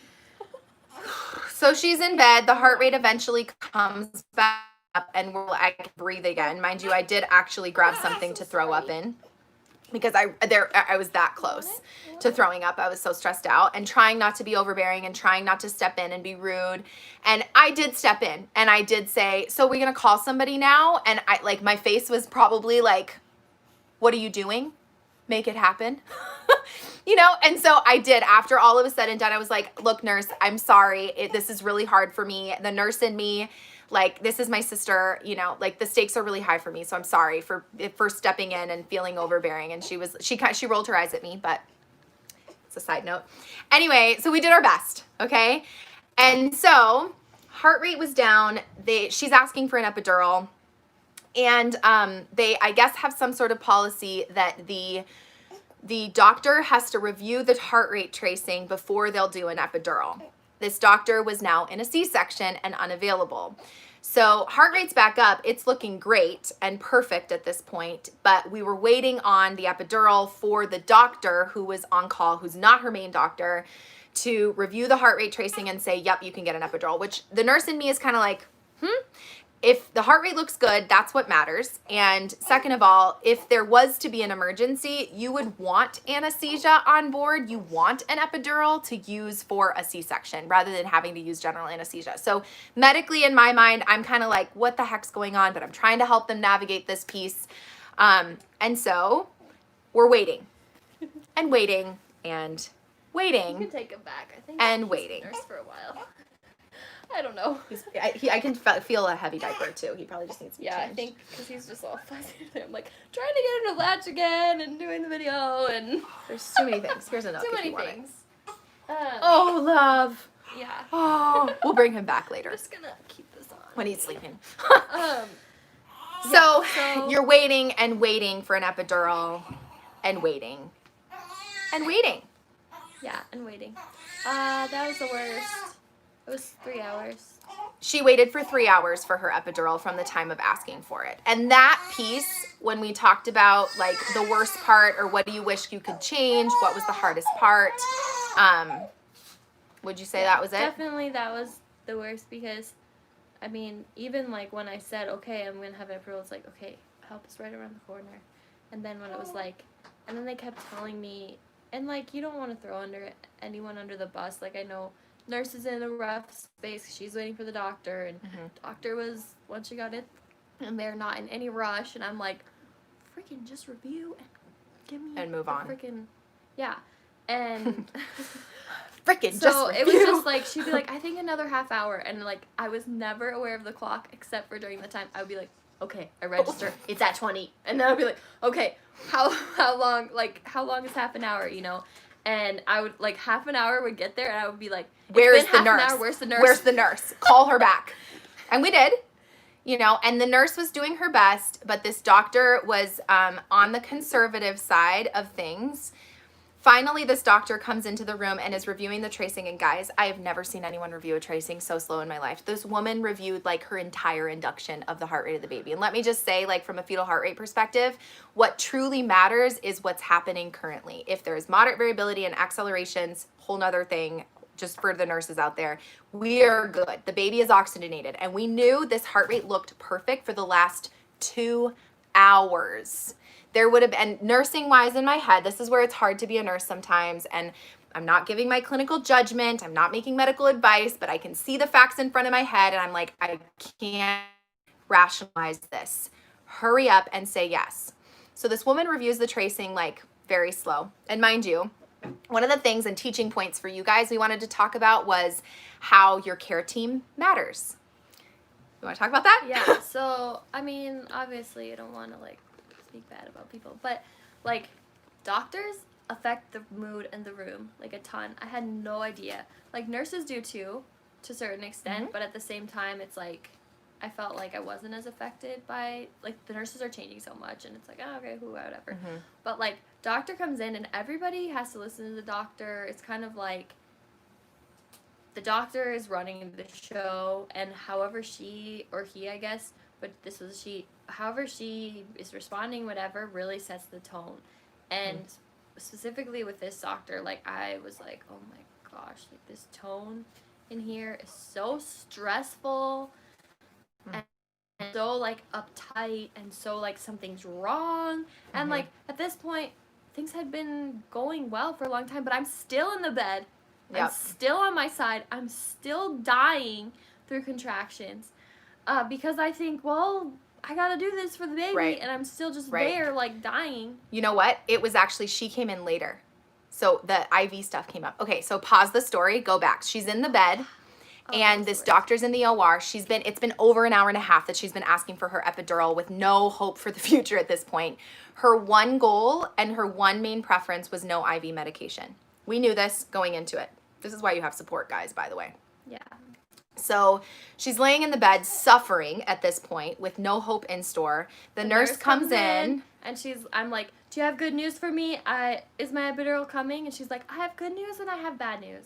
And I'm like, okay. She's like, I can't get you your epidural right now, but I can give you IV meds. And actually she said fentanyl. So this is where for nurses, if there are any nurses on here, first of all, let me just disclaim, I am a nurse. I have been in your situation thousands of times. I know how hard it is. We need you, okay? And so I would hope, like, especially for bundle birth nurses, because we do train nurses, that part of this story is a great insight into the patient experience. And that's something I have learned being on the other side of not being in the hospital now, of how, like, those kind of things impact, and the way you teach, the way you present things do impact your experience. And she was awesome, okay? But how it was presented was, I can give you some fentanyl. If you don't know what fentanyl is, that is an IV medication. And so I actually jumped in and I said, Hannah, that's IV medication. Right. And that was my cue, like, that's not what you want. That's not what you want. And I'm fine. Personally, if you want IV medication, I will support you. As long as you know that that's what you want, you know the risks and whatever. But I knew very strong that was not her preference, and that she was like, do not let me get IV medication. Yeah. And what was frustrating to me on my side of things was I felt like you were backed into a corner a little bit, that it was like, we'd been asking for this, and like, sorry, your only option is to do something that you don't want to do. And so with that, it was like, you know, and it wasn't even presented in a way that she could understand that that was something she didn't want. And so the nurse was like, yeah, I'll go get it for you. And I'm like, Hannah, that's IV medication. You're like, well, but I'm so tired and I'm in so much pain and I don't know what else to do and whatever, right? And so this goes to show too how somebody like a doula or like a support person and even your partner can help you navigate those scenarios when you're presented with something that they don't know. They didn't know she had that much of a strong preference. You know, are you crying? Yeah. Oh, I'm so sorry. You know, and that was, she was backed into a corner and it was like, this is the only option for you when you're suffering, right? And so with that, and Hannah, they're asking why you didn't want IV medication in the first place. Because there are, like, the meds don't just, like, only go to you. Like, it does go to baby. Mm-hmm. It passes the placenta to the baby. It passes the placenta to the baby versus an epidural doesn't have anything that goes to the baby. And then also just talking about, so that was number one. Number two was just how she described how it felt. I didn't want to, like, be feeling, like, drunk or, like, high. Like, high Mm-hmm. in my labor. Like, that didn't sound fun to me. That felt, like, out of control. Like, I'll just be like, what? Like, what? No. Right. So, kind of the double whammy. Mm-hmm. Yeah. So, it felt like you were backed into a corner where you were only given that option. Yeah, and I just was, like, crying. I was like, I don't mean, like, I guess, like, which is so crazy now. Like, now I'm like, so, it was, like, so crazy that I even said that. Like, I guess I'll have it, sure, because I was very convinced beforehand that I did not want it. Mm-hmm. Like, completely 100%. But then you were like, you were like, well, what if you could get up out of bed? Mm-hmm. I said, so Hannah, so take a deep breath. Okay. I know that this sucks. And I just called a spade. And I was like, it is so unfair that you've had to wait this long. And I am so sorry that you have been wanting this epidural and no one can get it for you, you know, but I know how important it is to you that you don't have those IV medications. This is IV medication. And I don't want you to look back on this situation and say, I regret this, you know? And she was like, I know, but, and I'm like, okay. I said, what if we got you out of bed? I said, is that an option? Mm-hmm. And so the nurse was there and she was like, yeah, I mean, I think so. And we started there and you're like, yeah, okay, let's try it. And sure enough, it was like knowing what to ask for, knowing what your options are, knowing you had that advocate, that you weren't alone having to navigate that situation. We got you out of bed. And what happened? And I could cope a lot better because that was how I coped well, was being in my position, swaying, standing up. And it felt like, okay, like, I can wrap my mind around this again. I can cope to not have the IV meds until I get that epidural. I got this. And then at some point too, didn't they reduce the amount of Pitocin? They turned it off during the decel. Yeah. So your Pitocin was off, but you were still contracting really strong. Yeah, I was still contracting really strong. And then also I felt like maybe it was just mental, but when I stood up and it was like, okay, I have control again. Because when I was in the bed, I just wasn't even coping. Yeah. I was just breathing, trying to breathe, but it was so awful versus feeling like, okay, I'm back in my rhythm. Josh is here. Like, we're back coping with this. I got this. It was like a reset. Yep. And, like, literally those 3 hours felt like an eternity. Yeah. It felt way longer than 3 hours. Yeah.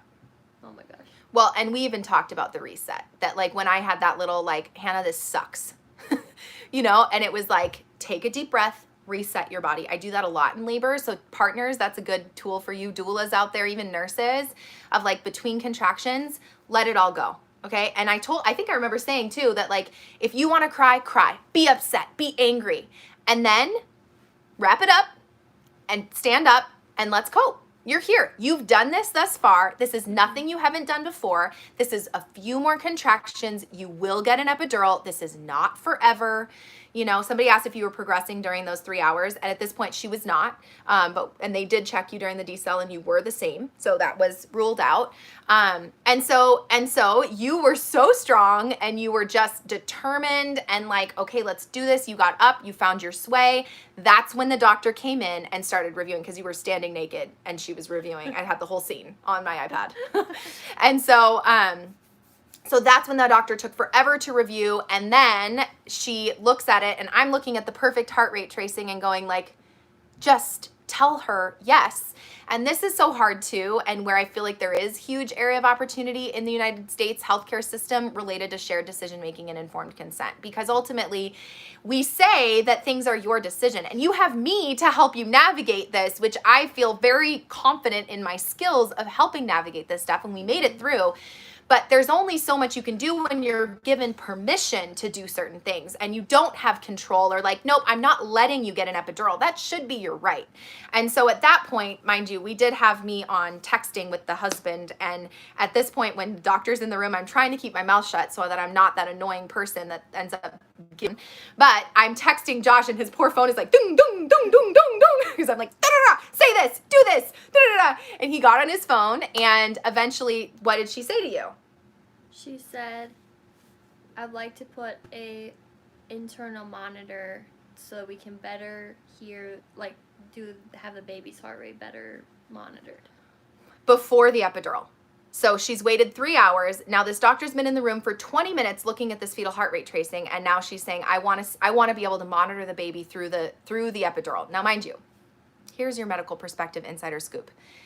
It is not impossible to monitor the baby with the external monitors through an epidural. This baby's heart rate had been perfect for 2 hours, okay? And so that, to me, it was like this doctor was functioning off of fear and concerned that something else could happen. But my question was, in my mind, is standard for everyone, because the heart rate of the baby could drop during an epidural with anyone. And just because it happened 2 hours ago doesn't mean it's going to happen during this. But just because it didn't happen 2 hours ago with somebody else who's now getting an epidural doesn't mean it wouldn't happen for them. And so I'm like, I'm trying to rationalize, but I also know the way it was presented was, I'm going to put this little thing on the top of the baby's head to monitor the baby through the epidural. That means breaking your water. And that was not disclosed to you. So thank God I'm on the phone hearing this and going, She says, Hannah, that means that they're going to break your water. And, like, granted, I barely remember this whole part because I was so much in pain and so frustrated. But, like, and so it was like, and then you were like, and that means contractions are going to get worse, significantly worse. And I was like, oh. Right. Are you so kidding? Already you've been waiting 3 hours for your epidural, and now they want to make your contractions worse for you to sit up for your epidural and also break your water, which potentially will speed things up, but also sort of puts you on, like, we're running out of interventions that we can help with this thing. Okay. So she was very adamant about doing it. And she then was. It was like Josh kept asking questions. And then the phone's going off, and they start hearing dings on the phone, and they know I'm online like. I asked questions. Is there any way we can just do it without that? Can we not do that? I don't even know what we were saying. Yep, you advocated really well for yourself, Hannah. Did I do it? You did, and Josh did. You just kept asking questions, and the nurse was there pretty quiet. I think this doctor probably has somewhat of a stronger presence and maybe is a little more intimidating than some other doctors. And she was trying. She was really actually kind of helpful, and the heart rate's been good. The heart rate's, and I can try to monitor through the contractions, like, or even through the epidural with the external monitor, and she whatever. Was super nice. Yeah, she was doing her very best when, like, that's the hard part about nursing. And that was some of the parts that, like, I didn't like. Yeah, the doctor, like, really calls the shots, and you feel like as a patient, like I was telling Sarah this, like, you feel like when she said, like, I would like to monitor the baby's heart rate inside, it's like, you feel like, okay, you're a doctor and you know what's best for me, and you know what I mean? And, like, of course, if you're recommending something, then that's what I should do, and you have no idea if you don't have someone like Sarah saying, that means breaking your water, that means you're going to try to, like, I was already like, how am I going to sit still through the epidural? Like, I have no idea. Yeah. Let alone things getting much worse. And also, like, I was thinking that this would have been happening a while ago, and now I'm really not in a good place. And to this doctor's defense, I will say that she was trying to do her best. I really believe that. I think that also, it's like when you have this outsider come in, it's like a lot of times they have their way. It wasn't a completely unreasonable request, But for somebody who's been there the whole time, knowing what your preferences are, knowing that you've waited this long, and also anticipating the future of setting you up, which I'll get to, setting you up for vaginal birth versus a C-section, it didn't make sense. And it wasn't like, and this is where, how are you guys supposed to know this on your own, you know? And this is where like, I'm like, there has to be more nurses out there that can join my team and we can help you guys because I can only be one person. But we know this stuff that like, and the nurse knew too, that it wasn't unreasonable for Hannah to really push for that, for not doing what she was suggesting. But how are you supposed to know to advocate that? And how are you supposed to know that that's a safe option on your own? And so this is where, guys, I have so much sympathy and empathy for you. I've seen this so many times, and this is why like having the right support team around you, asking questions and advocating for yourself is so important. That if you don't understand something, if it doesn't sound right, if you don't understand the future implications, keep asking questions. Yeah, trust your instinct with that. People do not tell you, like, they're like, we can do this. Stop. And you're like I did all Sarah's classes and like knew what a ton of the stuff was. Yep. And like we'd already talked it through in like birth coaching and everything. So it was like, for me, it was like, okay, like we can do this or this, okay, like think it through, okay, I know all these things. But I can't imagine, like there were things that got brought up that I didn't know, or like, for instance, nausea meds.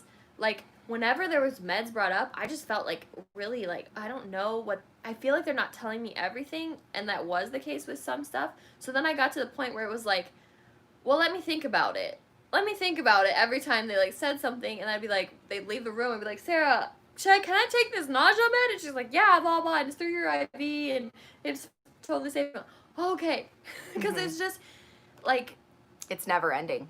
It's never ending of feeling, and I can't imagine, like, educate yourself, because if not, like, those decisions are going to be, like, just so much more stressful. Mm-hmm. In the moment. Yeah, and we were navigating the flux and flow of labor. That labor isn't the same, and it can be as textbook as you want, and you want to know what your options were, which you knew what they were, but it's one thing when it's actually applied to your labor, and that's why you bring somebody like me along. Totally. So somebody asked, like, could you just flat out say no? And that's actually what sort of happened. We basically just told this doctor, like, no, that's not what we want. She got the hint, was like, well, this is not my recommendation, and blah, blah, blah. And we're like, well, let's try. And you, Hannah, were the person, I think, that said, like, well, can we just try? Can we just try? And the nurse, thankfully, thank you, nurses, we love you, was like, yeah, I think we can try. I'll try. I think we can keep you on. And sure enough, guess what happened? She got her epidural. You were monitored the whole way through. We saw the heart rate of the baby. He was fine. And she tolerated the procedure. All was well. Yeah. And praise the Lord Jesus. Oh, that was the moment where I, like, hadn't been wearing a gown, like, at all. I'd been, like, butt naked. And the nurse was like, okay, this anesthesiologist is going to come in. And, like, had said something about it being a man or whatever. And, like, do you want to cover up? Would you like to or whatever? And I was like, a body's a body. I don't care at all. Like, it's like, no. Boobs are out. The whole thing. Epidural, I need it. Yeah, yeah. And then he was like, I had to, like, side swing. Do I need to sign anything else? Okay. She was and so like, cute. And then he was like, I'll act out procedure, you. Okay, I'm and you. Like ask me something. But you know the things. Okay, so I'm here to do your epidural. Okay. And I want to just explain some of the risks related to the epidural. Okay. So there may be some bleeding. There could be a little bit of an infection. Okay. There's really risk of paralysis is very, very, very low. Okay. So what I'm going to do is clean your back. Okay. And I'm going to put on this sticker on your back. Okay. So funny. The whole thing. Okay. We now make fun of her for that piece. So cute with her little double French braids and like naked. Okay. Just do it. So you got your epidural. How was the epidural procedure for you? I didn't even like feel it. No big deal. It was nothing, and it was like such a relief. And like what was nice is like he cleaned it off, and then he said this wasn't every anesthesiologist. He said, let me know if you have a contraction, because I was like, what if I have a contraction? And I was like, what was going to be hard or whatever. And so he'd actually cleaned it off, and then I was like, contraction. And then he was like, okay, great. I've just cleaned it off. I'll wait. I like had the contraction. He waited. Then I was like, okay, it's done. And then he like placed it. I didn't even feel a thing. I felt like there was like sticky, like, you know, like he was taping me. And like they put it here, like they taped the like thing, the catheter out like that. And, like, I kept feeling like I was squishing it or something. Like, I'd be like, Josh, how's the, like, this? But I also felt like that with, like, kind of all my cords. I'd be like, oh, I think this one is, like, getting squished. And, like, it's because it's, like, if you have, then you have an epidural until you have the epidural one. You have the IVs connected. You have Fetal monitors. I had a heating pad that was connected. That's true. In the back. So, like, you just have tons of cords, and it's like, whoa, like, how do I move with all these cords? But you did. Yeah. And that's the thing, too. I think the cords are overwhelming for people, and, like, I don't want to be tied down. You're not tied down. You can still move. You just kind of have to, like, maneuver the cords around. Yeah. Great. So, yeah, I got that epidural, and that was like, oh, praise the Lord Jesus. I felt like it worked super, like, it took effect super fast. And, yeah, for me, it wasn't super duper heavy. I could still have sensations in my legs. And then we rested, right? Yep. I think we all fell asleep. Oh, hallelujah. Yep. And mind you, at 1 a.m., so you got your epidural at, it was 8-ish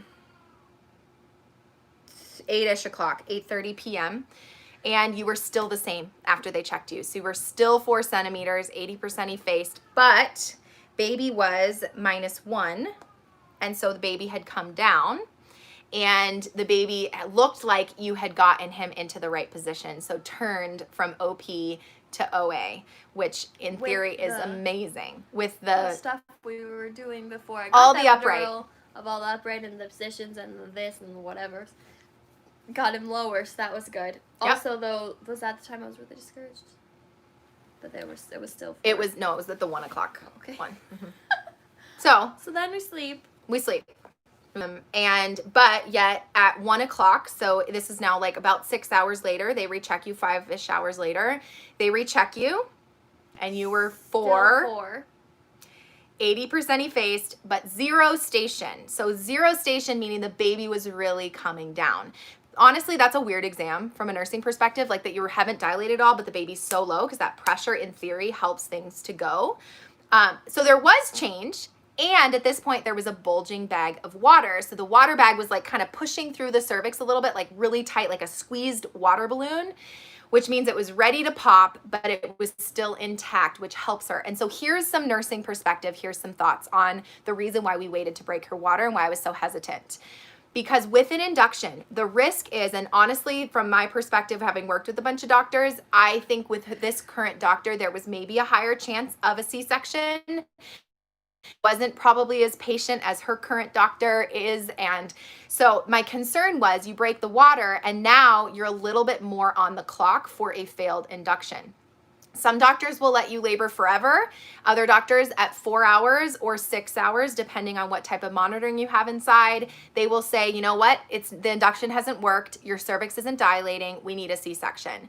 But if her water's not broken, they still have to break the water and then wait another 4 to 6 hours. And so that was where I'm like, if we break it now, then we're leaving her with less time. And so that was at that point where we said, like, if she wants to come break the water, you know, you are the same. We have to do something else. You're being induced, but at least we've given your body a chance. Now the baby's low. And I was like, if your water breaks, you'll probably go. / with the exam that way, where the head's that low, you're very close to that breakthrough of your cervix just like getting in gear. So I mean, I was like, your close is good. This is exactly, I would prefer baby to be that low than to be super dilated and that high. So at 1 a.m., you're still 4 centimeters, but the baby is low. Yeah. I have to pee, but we're going to keep going. I'm like starting to get antsy. But that was discouraging too. I think that I think that you always learn about like the centimeters, right? Yeah. That's the one you focus on. And so, like, also educating yourself of, like, there's 3 different things, or you said there was even more, I think. Technically 5, but 3 that more. you talk about. But, like, that there's, you know, the number of dilation, then there's effacement, and then there's station of the baby, how low it is. You're like, oh, man, I'm a little student. I know. It's like such a good quiz. And Sarah had to remind me, like, there was change. Yeah. Like, the station changed, because when you hear, like, you're 4, again, after all of that. It was after like all of that laboring, after all of that suffering, waiting for the epidural, it was like, are you effing kidding me? Like, what? No. And so it was discouraging. And then that was another reset of, like, yep. me and Josh. And I said, you know what, why don't you guys take some time? reset your body, all is well. We are happy. We can do this forever if we have to. You know, like put me on mute and take some alone time so I can't hear what's going on. You guys can have some intimate moment. That's also strategy for you doulas. I wanted to activate her oxytocin. The more connected you feel, the more in love you feel, the more like together and private and whatever you feel, that can actually help with labor progress. And so much of labor is your psyche. And so that was where I'm like, take some time to connect, to have some alone precious time together, to reset your mind. All is well. We can do this for however long we need to, but the good news is now you're comfortable. So we really truly can do this for a long time. Yeah, and it was good, like with epidural. I mean, I could again like kind of like breathe through the craziness. So that was good to just kind of like, we listened to music and it was just like, okay, like, and it was like, we're not on the clock and just talking about like, baby will come when he comes, and like, that's what's important, and like, I need to not be discouraged, and like, he'll come when he comes, and like, if we just keep doing this, now I have the meds, letting go, like, it's gonna be fine. And like, someone asked like, where are we at now in timeline? So this is 1 a.m.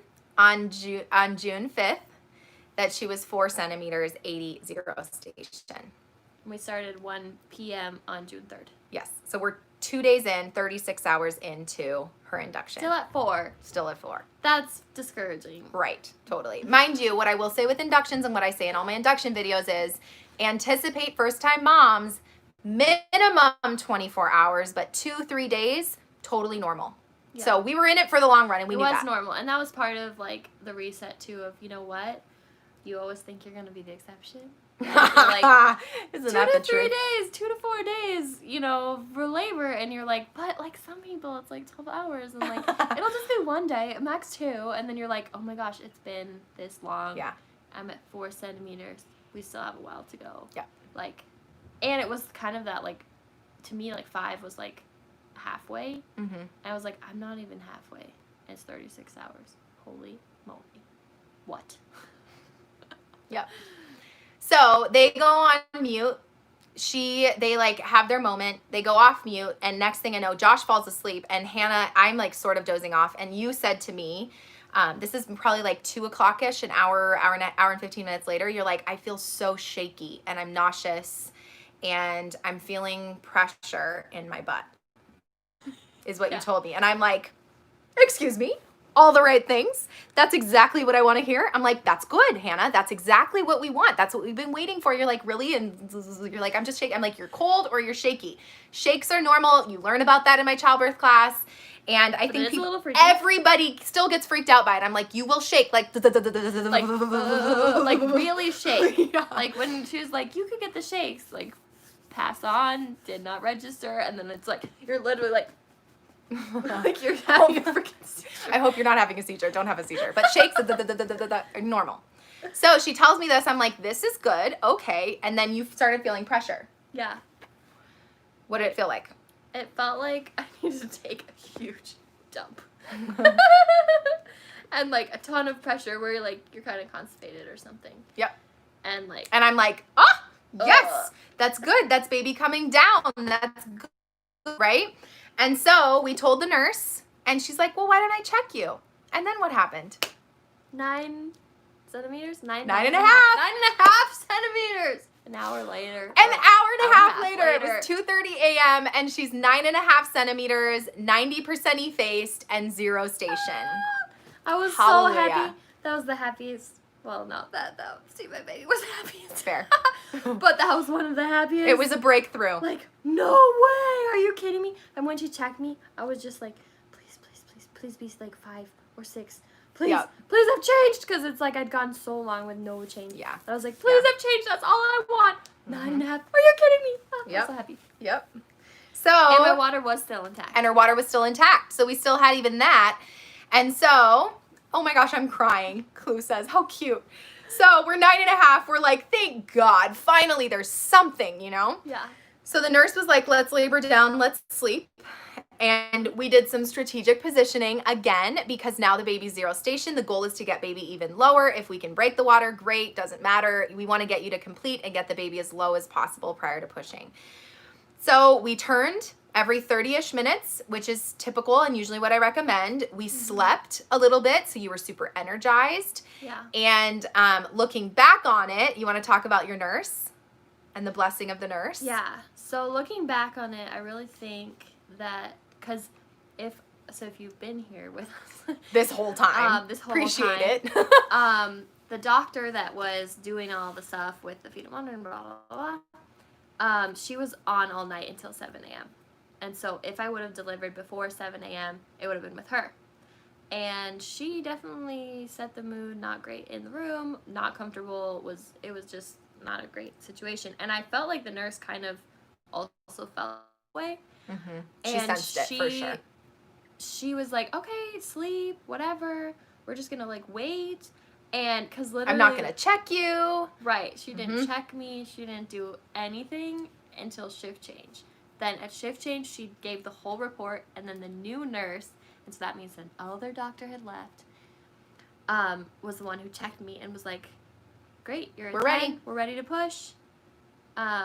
And it wasn't I'm gonna this cry. doctor anymore. And I think that nurse did it on purpose. That's just my sense. Is that she knew, like, oh, like, you don't have to, your water's not broken, we can just wait it out. And then they called to see who would be my doctor, and then my actual doctor said that she was coming, which was also so awesome, because in COVID, at the beginning I was told, like, well, like, when we got back here, that, like, we don't know if your prenatals will be with your doctor because we're doing all this different stuff with COVID, and then probably you will not deliver like with your doctor. And so I was still under that assumption that they had just like one doctor there that was there that day. And so when she called and said, your doctor's coming, I was like, no way, oh my gosh. Like, we interviewed doctors back in June of 2018. Prior to this, I flew into Minnesota to help her find a doctor. Like, And we hand selected this love amazing our doctor. Like, you can tell her name. Great. Dr. Knadler. In Minnesota. She's with Partners, OBGYN. Anyway, Top she notch. is so great. And, like, she just is, like, almost, like, the total opposite of some doctor. Because she's just, like, so friendly and so chill and, like, not alarmist. And, like, I love that. I do not. Like, I get, like, freaked, like, really affected. Yeah. And so, she told me, oh, well, like, if you go on induction and it doesn't work, then you could just go home and, like, we'll try again the next week. Like, she is so, like, relaxed. And even, like, seeing some other doctors in the clinic, I was like, oh, I'm so thankful that I had mine. And she was just, like, a perfect fit for me, it felt like. And so she came, and it was like, oh my gosh, I'm so happy. Like, she's talking with Josh, she's talking with Sarah. She knew Sarah would be on there and was not threatened by it. She was so friendly to me. And that's also, like, if you are a nurse in the hospital or you are a doctor, like, just know that, especially from a nursing side of things, I get how awkward it can be, and I understand that there's, like, sometimes the doula clash, whatever, but just understand that most people that are on, especially virtually, one, it's hard, and two, we want to be on your same team. I am not there to fight against you. I am there to support your decisions, to make sure she understands, make sure she gets her preferences across, but I want to work with you, and I want to be friends. Like, it's better for the patient if we get along. And you can tell, I mean, and Hannah, it was very clear, like, the ones that were cool with it and the other ones that were maybe either threatened by it or maybe like, who's this chick, you know, or whatever.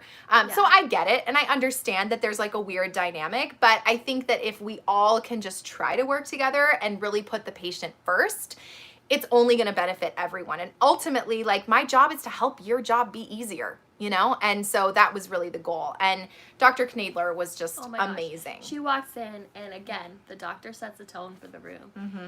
And she's joking with Josh. They're joking, like, Josh is really, like, likes to joke around, and so does she. And it was like, they had met Sarah, like, when we went to interview her, she'd met Sarah and Josh, because, like, now my visits have been just me. And, like, she's like, oh, yeah, I remember you, and just so friendly and so chill. And, like, so, like, I felt like the whole vibe was, like, oh, good, and, like, just, like, relaxed, and I know who this is, and, yeah, it was just so nice.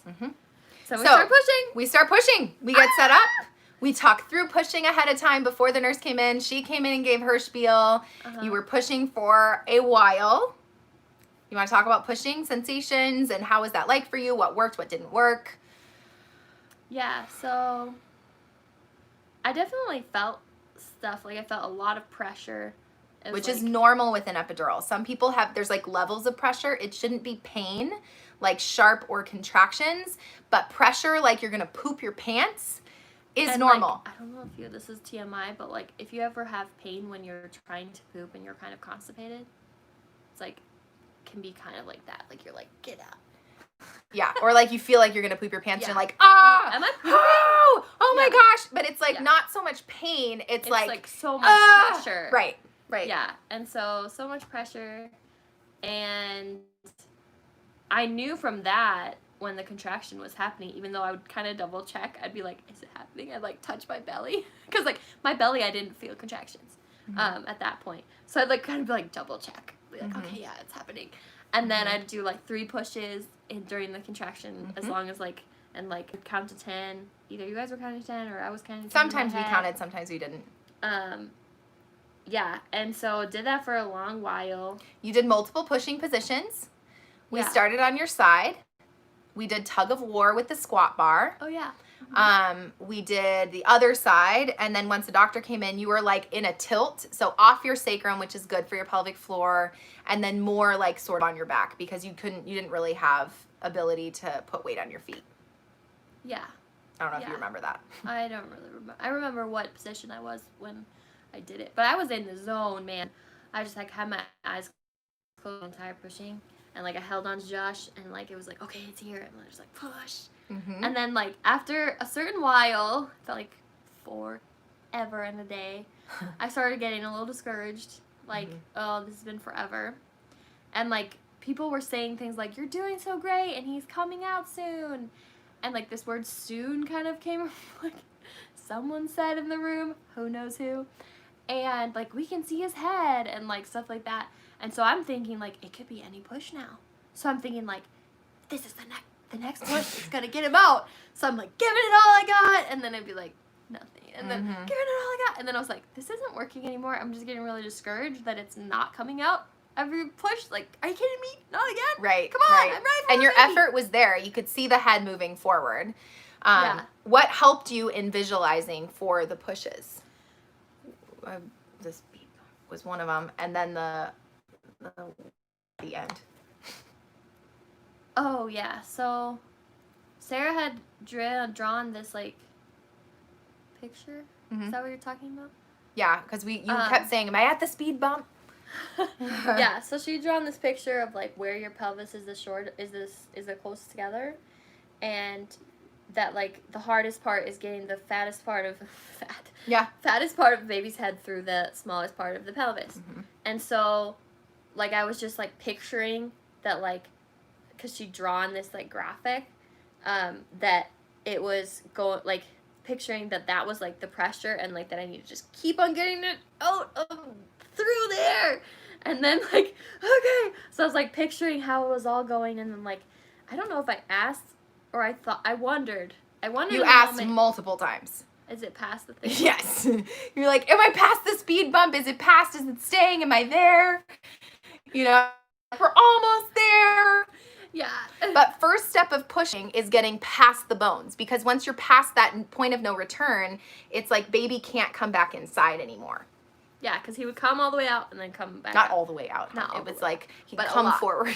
And like Josh would be like, oh my gosh, I see a lot of his head.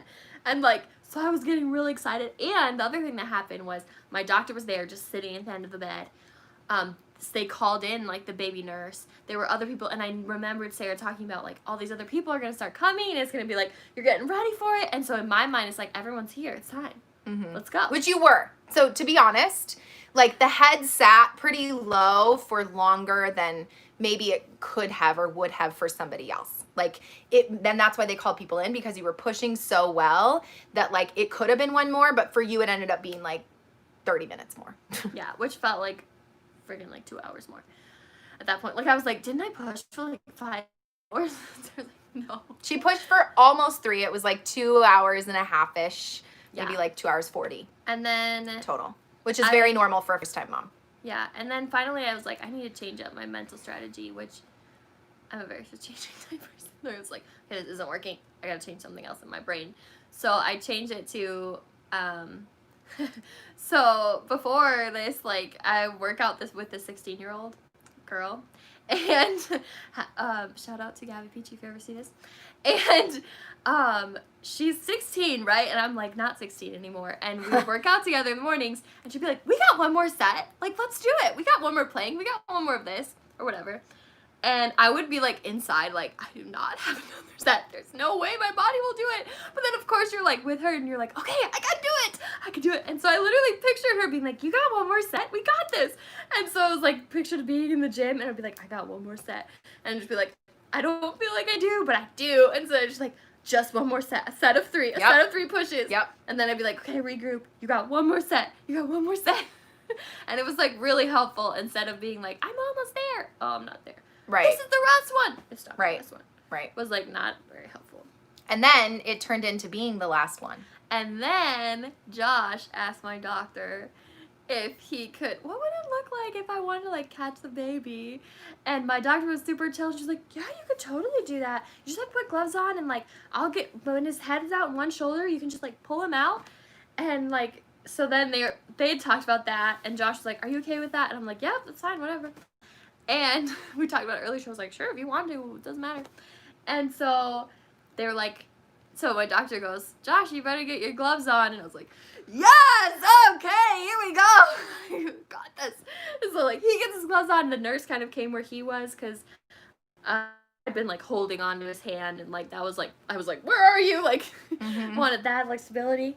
And then, yeah, and then like on the push that it was, like I could feel that like he was about to come out and like if I just pushed more, like he would. And so I just was like, he's gonna come out. And like it was crazy because other times I was like, he could come out, but it was like really like he's gonna come out. And then literally it was like it just like felt like boom, like it was out. And then like she got the head and the shoulder out and then Josh went down and like pulled him out of my body. Aww. And it was so crazy. And it was like, finally he's here. Holy crap. And then I got to hold him, and he's little Dakota. So we knew he was, that one of the questions was, we knew he was a boy beforehand.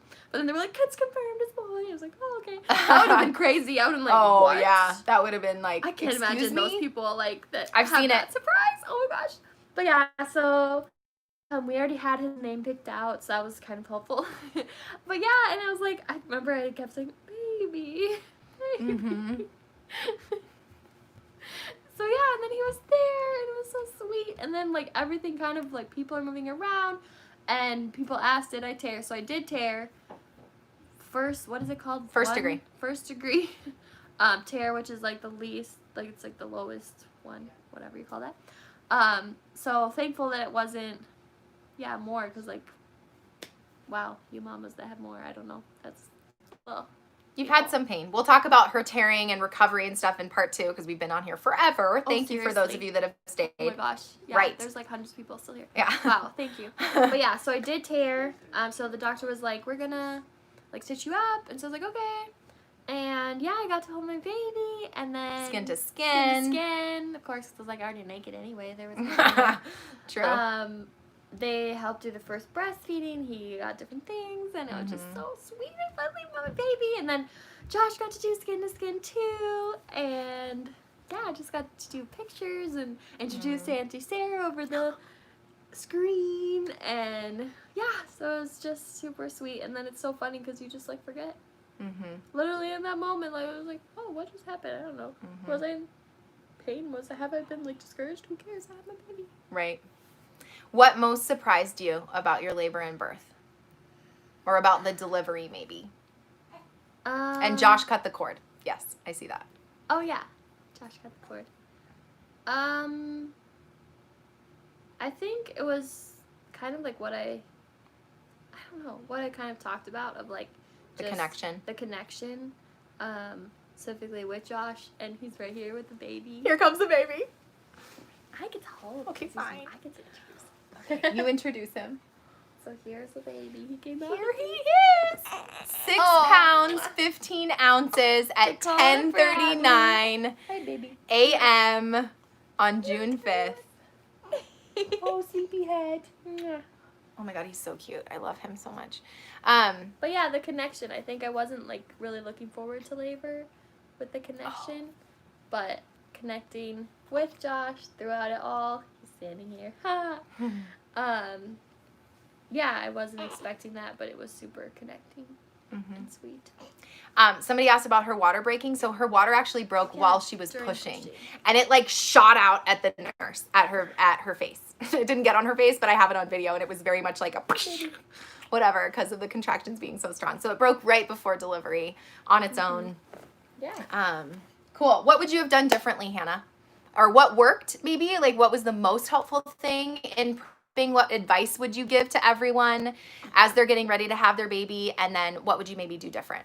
I mean, I've said a lot of stuff throughout this, but just educating yourself, knowing what you want going into it. Do you want to hold him? Yes. Auntie wants to hold you. I want to hold Here you go. Oh, I love her. Yeah, just I would come say Oh. I can't imagine if I hadn't educated myself, and thankful, like, I mean, Sarah, this is what she does, so, yeah, knowing, because they don't necessarily give you a lot of information. Look at him, Bob. This is a feeding cue. We call it the woodpecker. Oh, I'm sorry. Here. Where's the nut? Do you have it, Josh? Maybe? Josh's not in here, just but kidding. it's right there. Where is it? Yeah, See it. 1 second. You know it's hard with the skin here. I think having the right support, choosing your people wisely for who's going to be there. Yeah, I mean, my husband was super great, and having Sarah on there was super great. Just, yeah, it's a team effort. And for those of you that don't have those people, like, wow, I can't imagine, but you're strong, you can do it too without that, but it does make a huge difference having people that know you and love you and, yeah, just supporting you through it. And what would I do differently? I think if I would have gotten the IV payments, I would have really, like, regretted that. And in the moment, it was like, fine, whatever, just give it to me. So, like, I think thinking through that and then having people around you to, like, really help you to, like, stick to your convictions is really important. And yeah, I think, yeah, I'm trying to think what else I would do differently. But you didn't even do that one differently. You would have done it differently if you would have gotten the IV I mean, I feel like I really had it super just healthy birth memory. Like we talk about vaginal birth, and just thankful because I did have to do a lot with support that I had around me and the education that I got, and just having a great partner who was just present with me through everything. Yeah, and just also, like, mentally, I think, like, it's all mental, and so, like, knowing yourself, because, like, I knew, like, okay, thinking about that, like, I'm the only one, no one was telling me, think about, you know, when you were in the gym working out and one more set, like, no one had any clue I was even thinking about that, and so, like, what's gonna be motivating to you, and, like, really just following that, and, like, it was so funny that I'd be like, this isn't helping, like, Sarah would, like, try, you know, like, focus on this, or whatever, and it was like, no one knew that I was thinking about my dog and how soft he was, but that helped, you know, and so. Well, and this is drawing from your own experience, so one of the things I always talk about is that, like, you guys aren't coping with labor from scratch, that your life experience, ways that you've coped with other things in your life, and, like, the context of soft for you was your dog. And that's why it's like, for some people, if I were to say that, they'd think of a blanket, or they'd think of, like, I have one birth I'll never forget where it was like, we talked about butter melting constantly, the entire birth. You know, that was her visual image, you know? And so each one of you will draw from your own life experience and your own coping mechanisms and your own, like, context to cope with your labor. Yeah. And just, like, being confident in your own decisions. I know there's, like, a lot of differing opinions, and like that's for labor, birth, for parenting, for everything in life, that people just have opinions about everything, and there's people that are going to agree with what you did and not agree with what you did. And I think if you have those voices inside of you, then it's going to be like stressful, like, oh well, I'm getting an epidural, but maybe I shouldn't get one because people go without epidurals, and you know, and it's like you have to make a decision for what's right for you. And that's okay. And like, don't let anyone else pressure you, like even your family or whatever. If they're, thankfully I had a very like supportive of like what I wanted environment, but I know not everyone has that. And so even that of like sticking up for yourself, that like if your family is saying, or somebody's saying, no, you can't get an epidural, are you kidding me, or you can't do this, or blah blah blah, it's like, no, like it's your body, it's your birth story. And like I can't imagine, so you can see him, but it's not working. For me, like I can't imagine not getting an epidural. I think that I would have be looking back on it very differently. I'm just gonna say that potentially negatively. Sarah's not even listening. I know, I'm so distracted by this child. But yeah, you're probably all distracted by it because he's just the cutest boy. But yeah, like just trusting yourself, and if at all possible, knowing and deciding when you're in a sound mind what you're okay with and what you're not okay with, and knowing those things, and then having people around you to help you to keep to those things. And granted, if it changes, maybe it changes, but I think, yeah, just knowing what you're okay with, because in the moment you're just gonna be like, give me everything. Potentially. And so if you want to stick to not having a epidural, then like you're gonna need to be really dedicated to that decision and prepared to like cope through the worst pain of your entire life. Just being honest here. Just being honest. Yeah. And you're gonna meet your baby, and like think about that, and like that was what was so special about listening to our songs, like because we wrote a song for him, and like, okay, this is why I'm here, like I'm about to meet my baby, and even if it's in 24 hours or in 36 hours, like you're about to meet your baby. You're in the hospital, you're doing it, you're in labor, and like even if it takes however many hours, really like 24 hours will pass in normal life, and you're like, wow, where'd the day go? Right. You know, and so, and that's, it feels like forever, but it's not forever, and you're about to meet your baby, and it's gonna be so great. Yeah. Yay. Thanks for listening. God. Yeah, you guys are the best. Honestly, the longest live of all time. Oh my gosh. I know. We're gonna try to wrap it up now, and then the next one will hopefully be a little bit shorter. But I hope for those of you that have been here the whole time, thank you so much. It really means the world that you would even care to listen. Seriously. But I also hope that you learned something new, that you maybe can glean from her experience and try something out. Do your prep, whatever. So thank you again so much for being here, guys. This will be live, so if you've missed the beginning of it or something, you can come back and watch the beginning, split it up in chunks so it's a little more manageable. So this will be up on my channel. If you want more from me, I will work on the description box down below. So once it's actually back up, everything will be in the description box down below, how you get in contact with me. If you don't follow me on Instagram, go over to Instagram. I'm actually gonna share the stories that I took during her labor today on my story on Instagram. So go over there, follow me at Bundle Birth, and you can see little insider scoop into her labor and birth. I'll share some pictures from that, etc. And then stay tuned over there and here for a future live where we're gonna talk about her postpartum experience and all the things that we've done, breastfeeding, postpartum recovery, baby care stuff, navigating jaundice, etc., what support has looked like. And so we will be back with that, as well as other things. So if you don't subscribe, make sure you subscribe down below. And then thank you guys again for being here. Thank you for engaging and asking your questions.